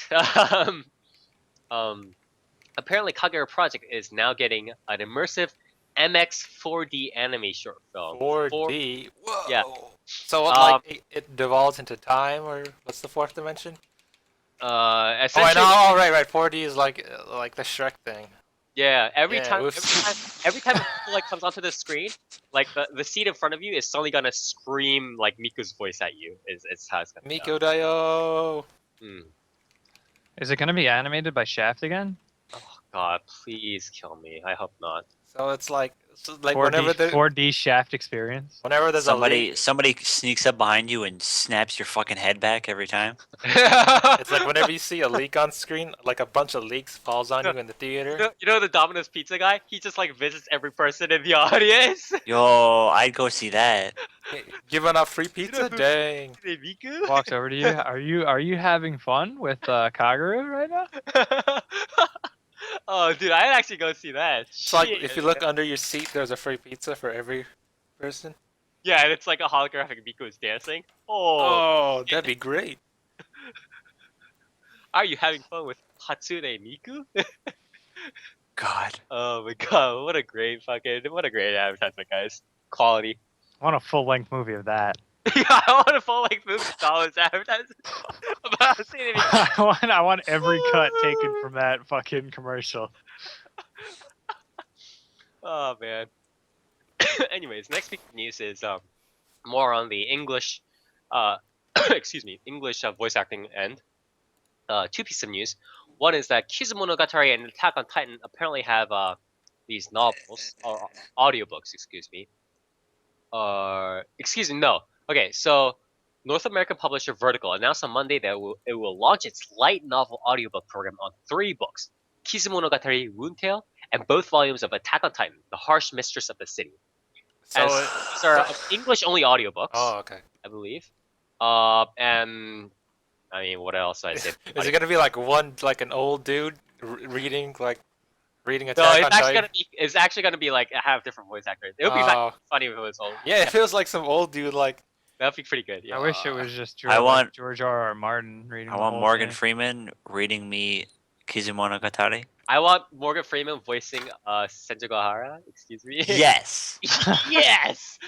Or Oh. and Shinobu and Araragi at the same time. I really want to hear Morgan Freeman's Tsundere voice. Apparently, the audiobooks will also Chewbacca. include sound effects and music. Some voice actor and actresses in it are Christina V. Keith Silverstein. What is it? Blah blah blah. Erica Lindbeck for Attack on Titan and Keith Silverstein. So it's audiobooks Wait, are so basically so what they don't visual have- novels They don't are. have like nowadays. the voice actors for each character. They just have like a male and female voice Yeah, actor. yeah. That's just Thing? That's usually how it works. Okay, well, I mean, it's better than having to listen to Ashley Birch. So okay. And then there's Is it though? Like, yeah, let's really? Yeah. Let's not debate the lesser evils here. Also, on the other news is Skip Beat Kickstarter ends after raising about $224,000 US. Pied Piper Incorporated Kickstarter. Piper? Pied Piper? Is it Pied or Pied? PP hat. Isn't it Pied? I always read it as Pied, like Piedmont, like the French, like Piedmont? the Virginia region.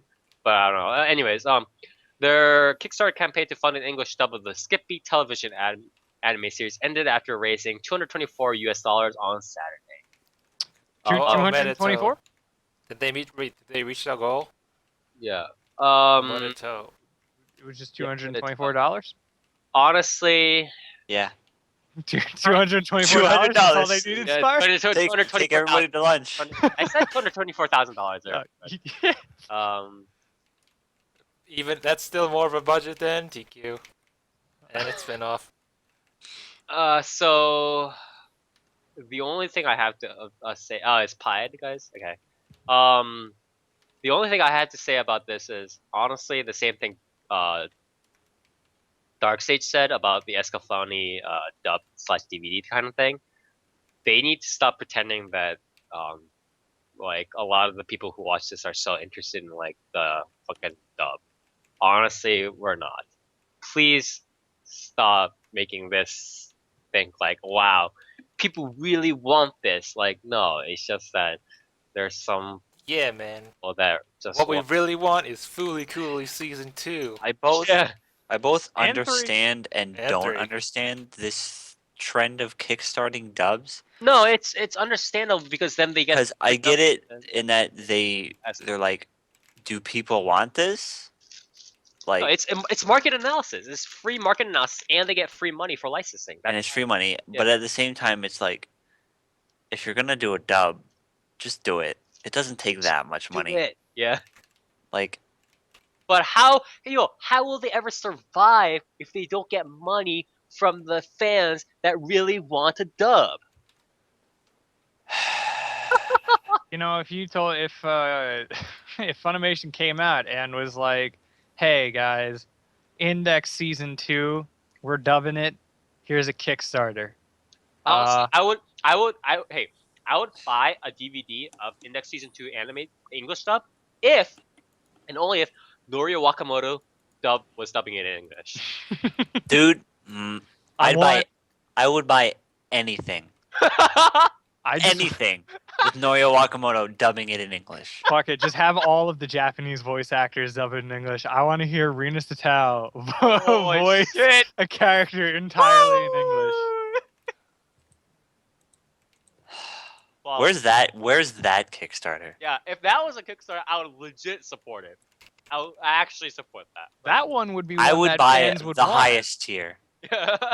Oh my god, that'd be godlike. Oh my god. You mean remember what happened remember when Super Sonico they used a Japanese voice actor to speak English and it wasn't very good? Yeah, Better, mean, but it like- was better than who's the English voice actor for Super Sonico now? That famous cosplayer. Jessica Nigri. Jessica Yeah. Nigri's not a bad voice actress though. But I mean, that aside, I never understand why they go like, "Yeah, this is for the true fans." I can understand if Oh, they were like they're that's- kickstarting a DVD fuck, release they of a dub that's me already inside. out. Yeah, man. It's not true fans, you fucking faggots. Yeah, it's like here's one for the true fans. You know, the fans of the show that never had the dub with these voice actresses and voice actors before. But here's one for the true fans. It's just like you remember it, except with none of the voice acting. I apologize for Spire's outburst. We usually If- do not use that sort of language here. I apologize too. I got If- when people say that. If Kickstarters are what Funimation needs to keep their BDs from going to Aniplex prices, then by all means. By all means, yeah. That's true too. Yeah. Please, I don't want to have to cut my arm off and sell my organs to fucking buy Hey, these. man. $300 times 2 for Fate Stay Night Unlimited Blade Works, though. I get to become Gotta a do it, stripper fam. not only to pay my way through college, but also to buy my anime. To buy anime. A single season of anime. It's like instead of being hooked on drugs, you're hooked on like buying anime DVDs and shit. Yeah. I suck Just- I your just dick, need- man. I suck your dick. You heard of that Sal BD season 1? I'll suck your dick for it. Oh man. All right, we need to move on. The next piece of news is actually just as big. I think probably one of the bigger like news we've heard all year. In fact, even beyond Kataka Yen Press thing. So a Hollywood Reporter says that Legendary, Warner, and Sony are bidding for rights to the live-action Pokemon movie. Oh, dude. Oh, dude. So Go. Entertainment. none of these choices are good. I'll say that. No. It's not that none of the studio choices are good. The fact that a live-action Pokemon thing is a thing to be bid on, is already a bad thing. Like you realize this, right? None of the studio thing the bad is. The premise is already bad. Well, I hey, mean, the man. premise is bad, but the IP isn't a bad thing to bid on. I mean, yeah, wait, Pokemon hold on. itself isn't a bad thing. Hasn't Warner licensed like previous Pokemon movies before, like the first one and the second one? Well, that doesn't mean that they own the live action rights to it. Oh yeah, right, live action. Who's gonna play Ash? Zac Efron, or Shia LaBeouf. Yeah. Shia LaBeouf. That is He's my gonna play go-to Misty. for every No. single live-action adaptation. Michael Cera. No. Shia LaBeouf as Ash only if Missy is played by Megan Fox. Oh, Only if man. Missy is played by Megan Fox. And I would watch Shit. What if it was Seth Rogen as Seth- as Seth Rogen Ash? as Misty. Seth Rogen Yeah. as Pikachu. Or no, Danny DeVito. Zach Galifianakis as fucking Pikachu. Like, God. I'd only want Rowan, Seth Rogen as like Ash or Misty if James Franco was the other one. Rowan Atkinson as Brock. Fuck. Can we get Peter Stormare as Professor Oak? Oh my god. His creepy ass smile. Are you a girl or a boy? Oh, snap. Like this. Oh my god, man. Oh, my stomach hurts. Oh my god. But yeah, this is live action thing. Like, it's quite clear that like anybody that's like in these things to like in the auctions or whatever, like bidding, are like all like old white men who like don't understand how Pokemon works. Yeah, they just see it like Don't purely understand that how it's profitable. adaptations work. Yeah, honestly, all I want though is if this thing actually goes over right, all I want is, you know how in Pokemon first season there's that one scene where to beat Brock, like Ash trains Pikachu by like fucking using a bicycle like electricity generator and like sends electricity into Pikachu or some shit like that. It's like semi torture or some shit like they're running this water So wheel. it's like a Rocky montage. Yeah. And Pikachu's like, oh, I'm taking it all this electricity. I want that. And Eye of the Tiger plays. And every single showing is rated by PETA. Yeah, I know. Oh, my Well, I think my biggest thing with this right now is like, what does this actually like do for Pokemon? Like, what does this actually add? What is this giving me No, that I? but What if it was couldn't directed by M. better? Night Shyamalan? Money. Because like, no, I know that, but it's like as someone as like a fan of Pokemon, it's just like, it's super weird because you look at something like the Warcraft movie, and you're like, yes, I can see why that's happening, and that even has a huge budget. And since Warcraft's world is so fucked up and weird, like you have to CG the hell out of everything because nothing in the world actually looks like anywhere in Warcraft. Here are the So what the hell are they gonna do for the Pokemon setting? here are the two. They're gonna have CG Pokemon with people. Yeah, but like the actual world space of Pokemon is like Yeah, where are they gonna take complete place in? bullshit. The world's Pokemon's world isn't that fantastical. It's just cities Yeah, and it's plains terrible. and It's farmlands. terrible. Yeah. The thing is, neither of the sides involved in the negotiations are actually thinking about Pokemon. That's the major problem, right? I The mean, two they sides- don't really need to think about Pokemon. Like, they just need to make a kids movie, and kids are gonna go see it. Yeah, but you think the kids movie is gonna be okay with a live action Pokemon? Because like Yeah, all their probably. lives are based around seeing fucking the closed eyes of Brock and like fucking Misty and like fucking I mean- triangular I mean, face. and like shit. what? As long as there's a drying pan. As long as from It's a fine. frying pan into a drying pan. I mean, let's face it. The only other anime thing that we can compare it to is Dragon Ball Evolution, and we all know how that turned out. Oh, well, I mean, we can look at something like the Power Rangers movie as well, and I can understand Yeah, that what was they're fun. doing. I like that. No, see, here's the no, I mean the new one, like the Oh. new live action one that they're making.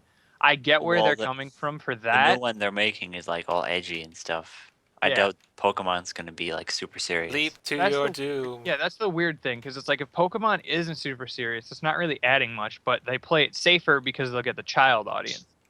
But they won't really be getting anyone else. Like they won't mean, be if getting they- actual people who like If play they play that it seriously, slow. it's gonna be bad. There's Yeah, no well, I mean, question. if they play it non-seriously, it's also most likely going to be bad anyway. It's probably gonna be bad either way, but there's no way they're gonna play it seriously. As long as it's because not Dragon Ball Pokemon, Evo bad. Like, come on. Pokemon as a name brand appeals to children, and Yeah. that's what the bigwigs are gonna go for. Yep. That I mean that's what they're thinking. I mean, I apologize. Yeah, right there. The people that have the Pokemon rights only are thinking, hey, well, this is our probably our one major and probably last chance to be relevant on the big stage, on the mainstream thing, not just as like a kids thing, not just as like a generational thing in the 90s and the OOs and the new millennium, but as like a big like, oh, we're gonna get your fucking like dad to recognize Pokemon kind of thing. And the people on the legendary Sony Warner side are like, whoa, I just here's some fucking small mine for small like maybe cash cow to be made. Kids like retarded shit, right? We'll suck some money out of it. So it's like that sort of struggle right there, and people are just gonna get caught in the middle. Question is, who is the lesser of two evils in this situation? With what? Between who? Between Warner Brothers, Sony, and what's the other one? Probably Warner Legend- Legendary. Legendary. What has Legendary done? Definitely Warner Brothers or Legendary are the lesser of two evils because I'm they've pretty shown sure- that they'll do weird shit. Pretty sure Legendary's done like superhero stuff. Yeah, Oh, I see. Legendary's done superhero. They've done Godzilla. Okay. They've done. I think they're also doing the Warcraft movie. I think they're doing the Power Ranger movie, if I'm not completely mistaken. I'm not entirely sure on that though. So they're probably the lesser of them, along with Warner Brothers. Definitely not Sony. Like this cannot go to Sony's movie studio. Sony's fucking horrendous. I mean, Sony's probably gonna buy it anyway because they got so much money. Yeah, it's true. All right, so hopefully it'll go not terribly. Hopefully PETA will not sue whoever makes the Pokemon live action film. They won't sue them, but I'm sure they'll make an irrelevant Flash They game are. again. They already make a fuss about the games. They'll make a fuss about the That's true, movie. yeah. Oh, all right. Next piece of news. This is I'm also gonna pack it into some other news. But Ghost in the Shell related news. The first piece of news I want to point out is the Ghost in the Shell standalone complex. Is that what it's called, right? Standalone complex. Yeah, standalone complex's Kenji Kamiyama is going to direct a new sort of semi-futuristic Hiro Hime anime film. So he's going to work with, I believe, Production IG, is it? Or no, IG Port. Or IG Port or something? Or some I think IG Port is some sort of like sister company to Production IG or some shit like that. But More than likely. they're Basically, working. production IG. They're working with Kenji Kamiyama to create again a new anime film project titled Hirune Hime, Shiranai Watashi no Monogatari, or called Napping Princess, the story of the unknown me on Monday. The film is slated to open in Japanese theaters in 2017. The blah blah blah. First film that Kamiyama has helmed in 5 years since 009 Re-Cyborg in 2012, and it'll be set in Okayama Prefecture in 2020, just before the Tokyo Olympics. Kamiyama describes the story as one of a father and daughter that is close to his personal feelings. So it'll be much more slice of life, but with like futuristic aspects. That seems pretty interesting, actually. I might actually check this out when it comes. It's an interesting idea. Yeah. I'm definitely excited for it just because it's Standalone Complex's director, and Standalone Complex was very good by Ghost in the Shell standards. The character designs shown here look pretty neat. The robot's pretty cool. It looks like he transforms into a motorcycle or something. Mhm. But yeah, Okay. could be cool. Yeah, definitely. All right. And the next, the other Ghost in the Shell thing I want to point out just before we go on is so there's been some fuss about shut the fuck up, you retards. There's been some fuss about Ghost in the Shell, undergoing the usual whitewashing, that is, casting Motoko as Scarlett Johansson. Scarlett Johansson as Motoko, excuse me. And obviously she's not exactly the most Asian of actors, and she got some. The movie has gotten some flack for it. So I mean, what even just the shot isn't the most greatest looking. Yeah, apparently it's not that fucking movie appealing in the ever. first place. Yeah. Well- like character aside, it looks like shit to begin The with. hair looks awful. It's atrocious. Like, it doesn't look anything like the major The whatsoever. two problems I have is that or the one is much more bigger than the other, is that Ghost in the Shell again, like when people talk about the themes, like it is based off Japanese history-driven themes, right? Yeah. It's So it Much doesn't like make very any sense. philosophical too. It's Yeah. not an action series. yeah, it's like a cultural thing, just like how early Superman in America was very heavily driven by sort of this, um, American history, right? Or like how culture was sort of depressed or slash wanted a hero kind of thing, like a knight in shining armor, in the 70s, 80s, 90s, and that sort of thing is also represented, in a Japanese culture way in Ghost in the Shell, and I think there is some conflict when we kind of see this thing going on. But Oh yeah, I was gonna what are say your like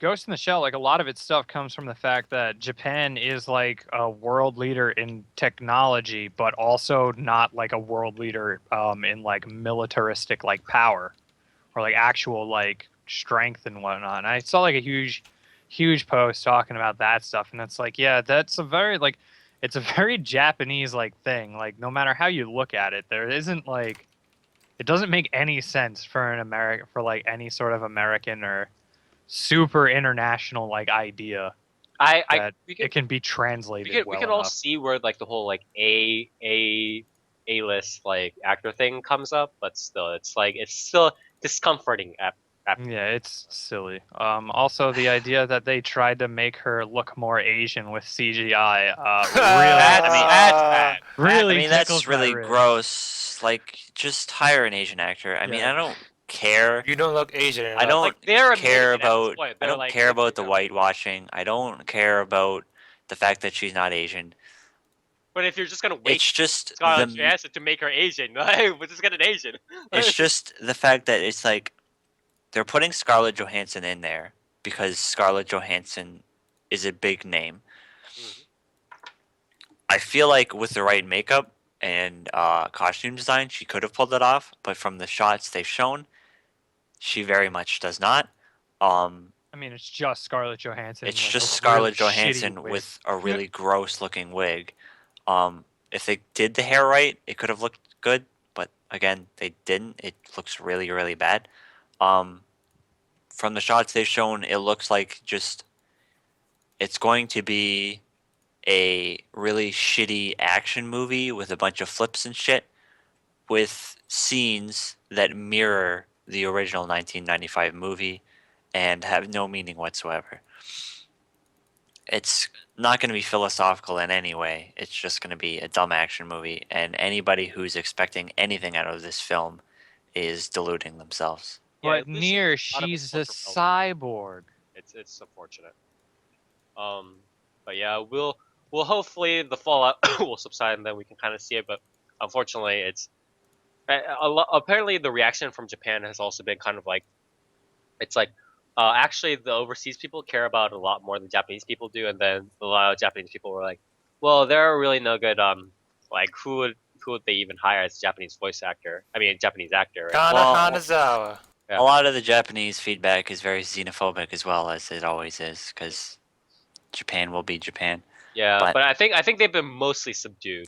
So I mean, mean, there are they don't Asian, whether it's Japanese or not, there are Asian actors who could fit the role better anyway. they don't.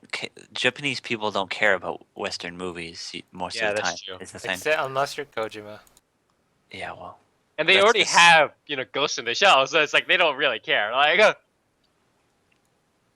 yeah. I mean, you cannot translate Ghost in the Shell. It's just not gonna work. oh well. All right, so with that aside, I think we need to air that pretty hard, just because Ghost in the Shell, right? But moving on. Next piece is a bit of a smaller scale. This year's 20th issue of Shueisha, a very popular manga publisher, Weekly Shonen Jump magazine, revealed on Monday that the Jump CS project, announced last month, will be a quote-unquote online character store with a variety of new merchandise. So I'm not sure whether this is. Oh wait, no, this is a merchandise store. We were talking about this, right? Whether it Mhm. was a merchandise store or not. Okay, so it is gonna be a big merchandise store. The website for the project now includes 54 images featuring characters from the One Piece, Dragon Ball, Haikyuu, My Hero Academia, Kinomaru Zumo, Ghost School Re, World Trigger Blue, Exorcist Bleach, Assassination Classroom Gintama, JoJo's Bizarre Adventure, and Food Wars Shokugeki no Soma manga. So Oh man, it would be really good if this also accepted, like American money, but like pretty much all of these Japanese merchandise places only accept like Japanese like stuff like I that, right? mean, most distributors have international shops. Yeah. I I hope mean, that this Jump CS project, if it ends up being like, like accepting like international currencies, dear God, every fucking convention from like when this opens will have like half the merchandise will be from this store. I guarantee you. The question is, what will the merchandise be? the question is, will Is it just Hinamaru going to be Zumo like will Hinamaru figures, Zumo or is have it going to sumo be loincloths It'll for probably be like sales? pets chains or and like bags and shit like that, yeah? like the usual stuff. Hey Because if it's man, just small stuff, then I don't think it's going to be too big of a deal. Mhm. But if it's like figures and stuff, and they do like uh They could work with figure people, right? Like some exclusives for oh this shop, shit. then that is oh, a big deal. Can you imagine like an exclusive like One Piece figure? Holy shit, people will die. Because Aniplex does exclusives, and they only distribute through like 3 online retailers, Mhm. including Aniplex's own shop, and they sell out fast, and the aftermarket raises really high on those. So if they start doing exclusive figures just here, uh, and especially if they don't do international orders, it'll be like a big deal. Right, right. all I want to know is, can I get a sumo loincloth from the Hinamaru Zumo stuff?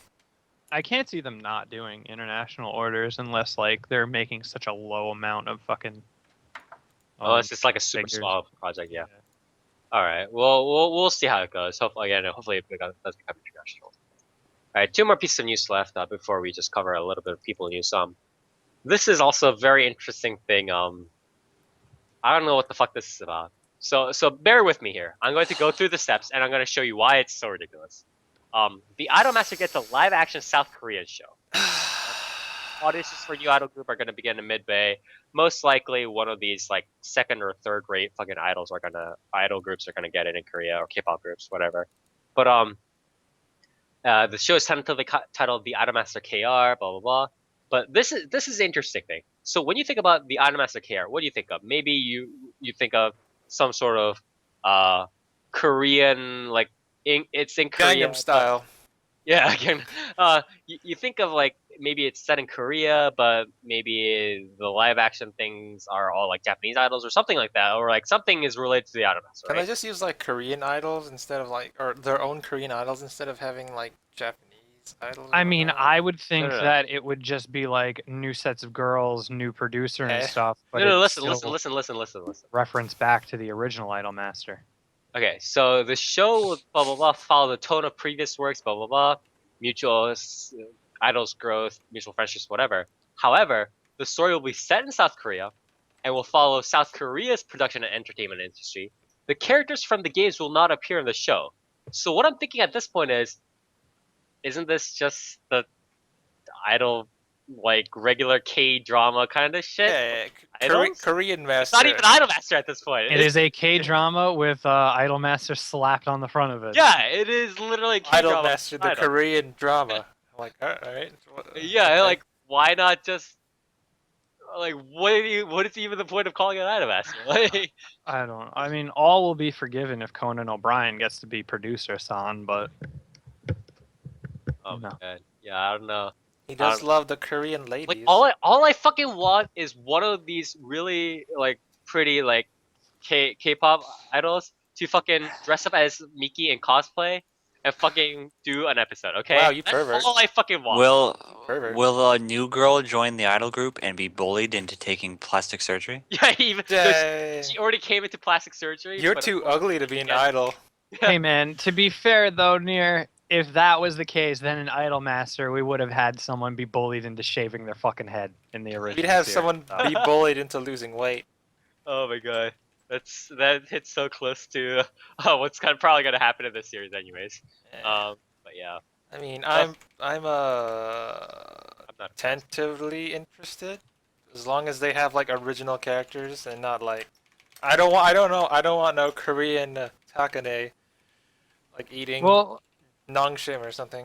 I mean, that's the thing. Like the fact that they've confirmed that the original characters are not going to appear in the show. That's Or fine. like anything close to it. No, but that makes me feel like it's like so. Are they not gonna even reference the original characters? Like, are they not gonna have like an advertisement for, what was the original one? 746 production studio. Amuko 765. 765. Yeah, like are they not gonna have like a fucking billboard like they did in Oh! Cinderella Girls at What least? if they or had? What if it's merchandise? just an anime billboard and they're all like, "Wow, I want to be just like these Korean idols from my anime," and then we're like, "Why don't we do that?" Oh, But that I don't know. just like my favorite anime. Let's make an idol group. Oh wait, no, that'd be like Love Live. Yeah. Uh, yeah. I don't know. It's like Love Live, except it's not set in a school. There are no idols, and it's a K drama. Oh my god. Love Live, the Korean drama coming. I'm not some- particular. Love Live, the Korean drama hyphen Idol Master. All right. So next, I don't know. next piece is the last piece of news again. Before we give a couple of shout outs to people, Planetary Anime Project has been revealed as both a 5-episode net anime and film. So Planetary, for those of you who don't know, is what people call a kinetic novel, I think, because it has like it's a visual novel with no choices essentially. So you just click through it. It's one of the earlier works by Key Studios. Again, the people behind such works as Kanon, Air, Clannad, Little Busters, Rewrite, so on.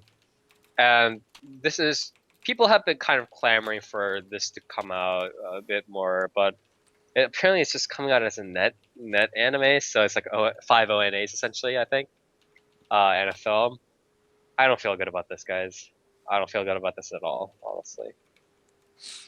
Like, first of all, I don't think there's enough. Does anyone even enough remember material. Planetarium? Yeah, I don't. First of all, it's not even that good of a novel. Yeah, I think. It's Yeah. not one of their big hitters. It's just, hey, we made this before we made Canon. Yeah, exactly.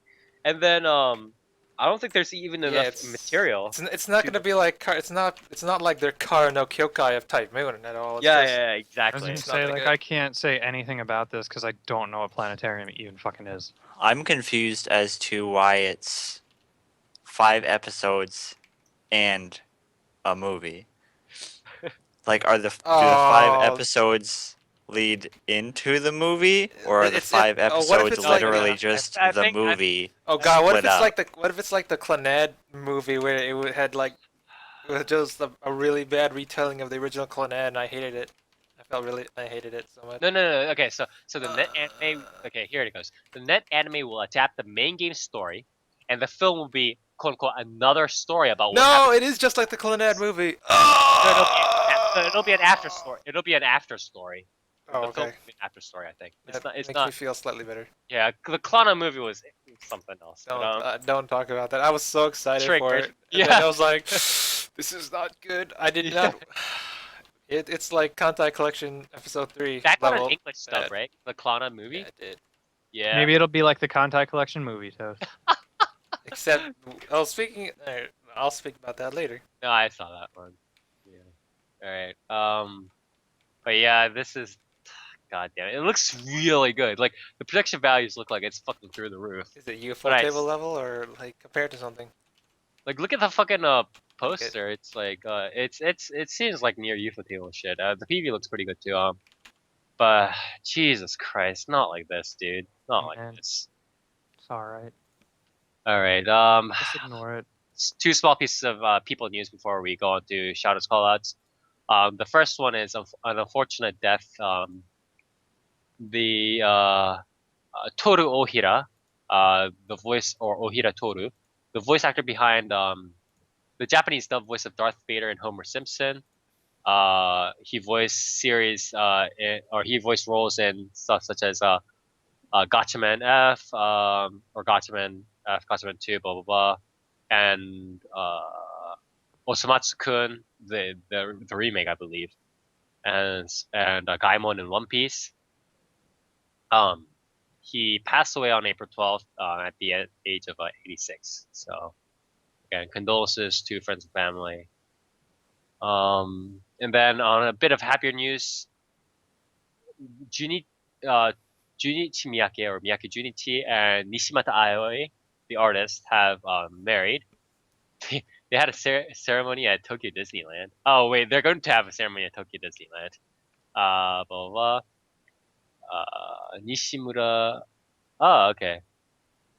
So Miyake did some roles in like Hakenden, Eight Dogs of East. God, that fucking series is bad.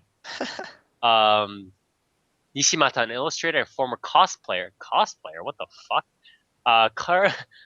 Okay. Currently works at a visual novel company, Naval, and has provided art for such games as Love Doll, Lovely Idol, Shuffle, oh nice, Final Approach, and Oratachi ni Tsubasa wa Nai. Okay, that's pretty good. So again, omedetou, congratulations on the marriage. Many happinesses. Omedetou. Congratulations. Conflagration. You can't. Ape Nation. Anyways, with that all done, we are on to the last section. Thank you all for sticking through with us, but we have our shoutouts and callouts now. So, again, our shoutouts and callouts, as usual, shoutout is one thing you want to praise, whether it be a person, a household name, a thing, item, nation, whatever. Maybe the sandwich in your hand. The callouts is the exact opposite. Something you want to flame or rant or insult. And it may be one thing, one food, one computer, one nation, one concept, one trope, one movie. We start with Dark Soul. Wow, you're bringing up the white guy first. Putting him on the Shout out to because I didn't get to talk about it, I guess. I apologize. Well, no, I didn't even mention it. I honestly forgot about it until like halfway through the news. But shout out to Macross Delta for being pretty good and having pretty Southwest. and and having some pretty good production value. Like it's got pretty much like anime movie quality production value put into like every episode, like audio wise, and the How visuals about are really those good. spicy meme subs? Yeah, meme subs. Call out to fucking meme subs. And then but not really call out. Shout out to Suda51 for being a great guy too. Maker of such games as Metal Gear Solid 5. Maker of such games such as Deadly Premonition, you know that one.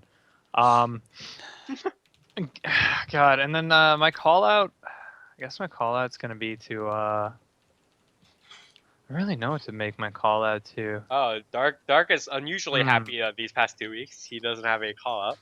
Nah, I mean, I guess my call out could be to people making, well, yeah, you know what, fuck it. I'm calling out like Gearbox Software. I'm calling out fucking whoever the goobers that are making that random ass game called Paragons. Stop making fucking MOBAs. Stop making fucking hero shooters when Overwatch isn't even out and is gonna kill your game as soon as it comes out, please. Yeah. Like, Exactly. please stop doing that, because between fucking like all of these games, like we have Overwatch, we have Lawbreakers, we have Paragons, we have Battleborn. There are a ton that I'm forgetting, and they're all like Overwatch clones essentially. And it's like, just please stop making them, because the only ones that are actually going to stay alive at this point is Overwatch and Lawbreakers, and that's because Overwatch is like scratches the TF2 itch, and Lawbreaker scratches the Unreal itch. Yeah. Like the Unreal series. So stop making them, because you're gonna fail. Esports money. Yeah. So, and hey, actually, you know, yeah, for a more general thing, stop pushing your fucking games as esports. Umbrella Corps. I saw the booth at PAX. That's never gonna be an esport. Dude, Please the don't esports, try and make it an esport. Especially at this point where it's like there's so much money. There's not as much money available as people might think. Like in esports, to be quite honest, the sponsors are big, but the amount that they're actually willing to fork out to people is not that big. Like, yeah, I mean, it's like, let's be real here. You see like those league tournaments and stuff that have like massive like pots and like payouts and stuff. They're But a lot of that's community funded. Yeah, and even when it's not, it's like, yeah, that's because it's league, and league has like 40 million active fucking players that sign in at least once a month. Yeah, like it's that's because League and Dota and stuff are fucking gigantic. Your new fucking Resident Evil action third-person shooter Capcom's not going to be very good. Even ranked matches and stuff like that, for good calibration, like people, like developers have legitimately said that they need upwards of millions and millions of people for accurate calibration. Yeah, and it's like, please just stop. Like, Capcom just wasted so much money on Umbrella Chronicles, or Umbrella Corps, whatever it's called. No one's gonna play that fucking game, and when they do, they're gonna drop it in like half a month. It is not a very good feeling game, and it's just That game's free to play too, isn't it? yeah, but it's just like I don't understand. Like the game is not gonna stay afloat for like any significant amount of time, and it's really sad People to are gonna see play it Capcom for waste like money a on month at most because it's free, and then they're gonna be like, "Well, this game's shit." Ah! It's like this is a game that normally Capcom would like put out and then they wouldn't have to like pay a ton of advertising for. But now they're getting like esports people in on it and stuff, and it's like don't do that. Like you're just wasting money. Oh well. All right. My shout out, and I kind of do want to do a more controversial shout out this week, is to Katakawa, because as much as I am afraid about them ending up being more conservative than we imagined, and kind of fucking things up, as much as I am afraid about what Nier said, kind of creating this monopoly and force perhaps creating an even worse situation than what fucking Crunchyroll has put us into. Although Netflix and Amazon are coming over, but Amazon also has fucking weird subs, so whatever, fuck them. Or Um, even worse case, a situation like Aniplex. yeah. Fucking when are we gonna go back to fucking like 4 or 5 years ago when we still had like fan servers that didn't give up every time fucking horrible subs just fucking package Crunchyroll or Funny into a bag and fucking shat it out the door. Um, We got Kami. God Kami. Rant aside, I think that whatever Katakawa does, I mean, obviously we need to rein it back if it's like terrible. But this beginning step, where a very well-known, solid name, solid funding all around, right, and people willing to expand, further than what people might think is wise.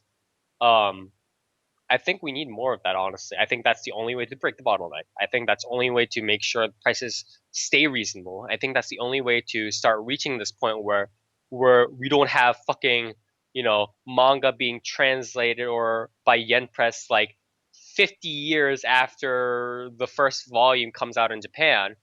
Um, I think this is the way to have more staff or better staff paid and have them actually at better professional levels, because right now it's either mediocre professional subs or slash translations, or it's being purely driven by these lovely, these wonderfully, these passionate fan community people. And as lovely as they are, a lot of them popping up out of the woodworks, a lot of them are also not, they're not paid to be professional translators. They're not paid to, study the language every day, study the slang every day, and really do it. A lot of them are even just machine translators. There are very quality people in there, but a lot of them are kind of just doing it so that we can read some sort of not very passable English and get on with our lives.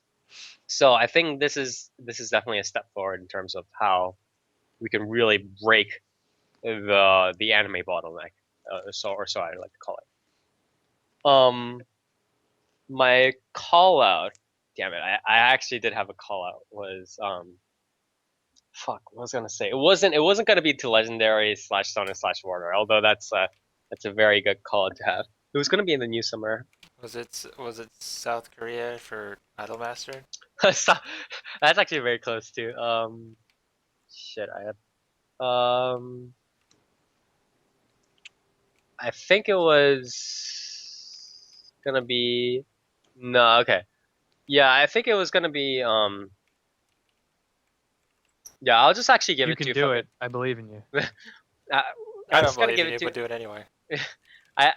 I'm gonna give it to the people who keep fucking putting up Kickstarters for these fucking dubs, and they're like, Because you're just not this a true is fan. this is for the hardcore fans, and this is what the fans truly want. No, fuck off, okay? Fuck the right off. Like, fuck you guys. But Like, Spire, True fans watched the series 8 years ago when it came out and want a fucking figure is what they want. don't you want Johnny Young Bosch as uh Jonathan Joestar? Oh my fucking god, kill me, honestly. I have no more words for this. It's like if you were a fan and you really like the series, you just watched it. You enjoy the voice actors and stuff like that. And the people, this is like a side thing that like actually adds on to this point. But it's like the people who are like, well, the English voices are more natural and I can understand them, so they're better than it. No, shut the fuck up, okay? First of all, the utility argument doesn't even work because like the tone of the voice has nothing to do with whether you can understand it or not. Second of all, like uh, English sounding natural to a person, whatever, doesn't matter in this context because anime isn't natural. Like when a fucking like 40-year-old lolly is talking to you, you better fucking bet your ass that it's not gonna sound natural, okay?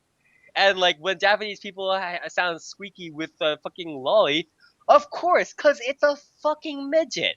Like, Hey what do you man, want them to I've sound met like? all of my teachers back in high school were lollies. All right, it's very inaccurate. Okay, very. Like it fucking pisses me off that people like list all these reasons, like fucking facile reasons for wanting dubs, and think they're like But whatever. Spire, how am I gonna watch the show if I'm too busy looking at subtitles? And the worst part is, and then these same people, these types of people who are like, yeah, dubs, cause I'm not a fucking weeaboo and I don't read subtitles. These are the same fucking people who turn around and then they're like, we're the true fans. We want a dub. You fucking retards! Like, get out of my get off my. I Get like off my how planet. Yeah. I like the idea of like, yeah, 8 years later, okay, so the true fans want a dub. It's like, what do you talk like I watched the show 8 years ago with Japanese voice actors and liked it. Like this has nothing to do with English voice actors. Yeah. Like your love for that for a series that has not had a dub at all has nothing to do with English voice actors or a dub. So I don't know how they even like get it in their head to begin with. All right. Yeah, I just had to get that off my chest. That was actually really well, actually what I really wanted to do for a call out was end up doing which I'm not gonna do, but was actually end up calling out Okada Marie and her team for Anthem of the Heart's disappointment. That's Which what I was yeah, gonna yeah, do. you do it because you cover for me, man. You take one for the team. But yeah, I just had to call out because it came out to me all of a sudden. I had to come out in defense of not even in defense of subs, in fucking rejection of dubs. That's what I'm gonna call it. Because subs don't need to be defended. You just fucking read it. Like it's basic comprehension, guys. Like half the time, like the sentences are not fucking like SAT sentences. Okay, Got a like feeling so complicated. they're got a feeling so they're fucking like ESL level like I am fucking wood. kill yourself kind of sentences. Like Hey man, I watch dubs cause I'm not a weeaboo. because I'm not a weird. Says Sasuke fan 9000. That's a Sasuke fan is actually a packager or editor at Horrible Subs who don't mean- do openings, but they're not weeaboos. Like in defense of dubs in that situation, it's like you can be I feel like for like Naruto and for like Dragon Ball and for shit that had like simul dubbing, you could be considered like, okay, you are the true fan Well, who what I consider, likes the dub because like the dub has like a lot of good talent in it and it was a simul dub. yeah, when it's like a much more mainstream and like much well funded series, I agree. I have a rule of thumb that says if a stream becomes like excuse me, if a series becomes really mainstream, they start having good voice acting. And I'm not against that. But you can't just be like, well, English is quite clearly more natural. Like, what the fuck are you talking about? You realize that there are other people on this planet that fucking speak like different languages and they think it's still natural. Like, I don't But- watch like a fucking Bollywood movie, see this like Indian dude that's fucking like living on the Indian-Pakistani border, like fucking speaking like a white person. Why isn't he speaking Yeah. English? What the Yeah. fuck? And I'm like, wow, this is clearly natural. Like, what the fuck? Dude, I'd argue that the true fans of K-On! Are the fans that watch the English dub, because Nico, nothing says a light Doki music. doki. Nothing says a light music club in a high school in Japan like English voice acting. If you're a true Japanese fan, you'd watch the 4Kids version. Honestly, kill me. You, Um, you think that's a rice ball? No, it's a sandwich it's a or a jelly donut. It's my burger. I love burgers. Miso. I love my miso burgers. My miso burger. My burger soup. All right, Nears, go on. What's your shout out? Uh, Stupid son of a bitch. Oh my God. Well, I forget what my shout out was Go now, on, do your call it first. but I'll do my call out, which is to Okada Marie, who has shown not only with Anthem of the Heart, but with the current season, that she has a very specific thing that she excels at, and Mhm. that's what she needs to do, Mm-hmm. because otherwise she flops hard. Preach it. Because Mayoiga is fucking atrocious. Kisniver, though I'm giving it a chance, is written horribly. The writing is Not god well. awful. It's not written well. Anthem of the Heart, while enjoyable, Mhm. has so many flaws that I cannot call it a good product. Yeah. And it's just she needs to realize She's what going to she's not- good at, Yeah. and she needs to do it, because otherwise she's just like adding flops to her resume, Yeah. and it's not good. Yeah. I agree. 100%. What do And you? my shout out goes to Kohima Enbu on Steam. The low sleep simulator of Destiny. No, I really don't know what my shout out is right now. You wanna skip over until you get Yeah, it? come back to me All later. right, toast. my shout out is going to. Alright, fine, I'll say. My shout out is to Dark Soul for giving me a free weapon because I didn't want to spend the time and effort to get it. Thanks, fam. In what? I just gave you a weapon in real life. Oh, I just yeah. walked to your house and gave Like you a Samurai weapon. Champloo, you got arrested Dark as a Soul bad was guy? going on and on about how Warframe is so cool at the PAX booth, and I was all like, I'm only gonna play Warframe again if I get a Soma Prime because I'm too lazy to make one. He's like, fine, I'll give you the Soma Prime, and I'm like, thanks, fam.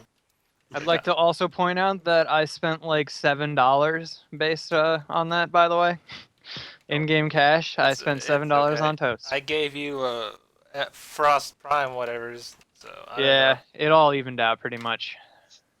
Yeah. All right. So maybe if I get more Orokin cells, I'll play Warframe for like 5 minutes, upgrade my Summer Prime, then log on again. Yeah, okay. That's okay. All right, and your call out? My call out is to the Kantai Collection movie where it's showing off another PV, and it's giving me a heart attack, and a stomach ache, and an ulcer. And Oh, I'm okay. getting- I thought you said heart attack, and I was about to say in a good way. Oh, and a I like stomach that ache and an ulcer. I like that the promotional art for it is is one of the ship girls, but fully damaged already. And I'm like, well, here we go. It's not slice of life again. Well, Yeah. Hey, yo, when's Fubuki gonna become involved in the red string of fate or whatever Akagi keeps talking about, dude?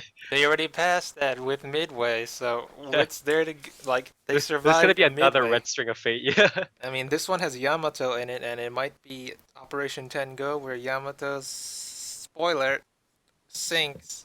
Okay. I don't know. Hmm. I don't. Is I there haven't gonna watched be it a yet. They're probably gonna be saved though, right? Like she's Yeah. probably gonna be saved. 'cause- Fubuki's gonna save the day with her glorious anti-aircraft guns because her Kaini is an anti-aircraft type modernization. So she's gonna save us all with her shooting down planes power. Right. Are we ever gonna have like a Oh, she's Pearl not gonna Harbor say. scene where like plane girls run into ship girls? You mean the thing where they attack the naval They base? just get slaughtered. Yeah. What if the gun girls run into the ship girls? So they already had a naval. When can I get kamikaze plane girls? When's Kantai collection. the Abyssal OVA? Oh my god, that's all I want. I want. No, dude, that's that would When's make the so much bit- I yeah, money. want when's- football. when's That's the literally official all slice I of life? want. All I want is All I want is a short, like a 12 episode short, like 5 minutes, with just like Hoppa as the main character. That's all I want. Oh, God, that'd be so good. That actually Told be you that would sell. That would sell like hotcakes. But yeah, they already That had would- the thing where a lone like WoW class elite flagship attacked the naval base and destroyed everyone. So now they're all. So I guess you could call it Pearl Harbor. I don't know.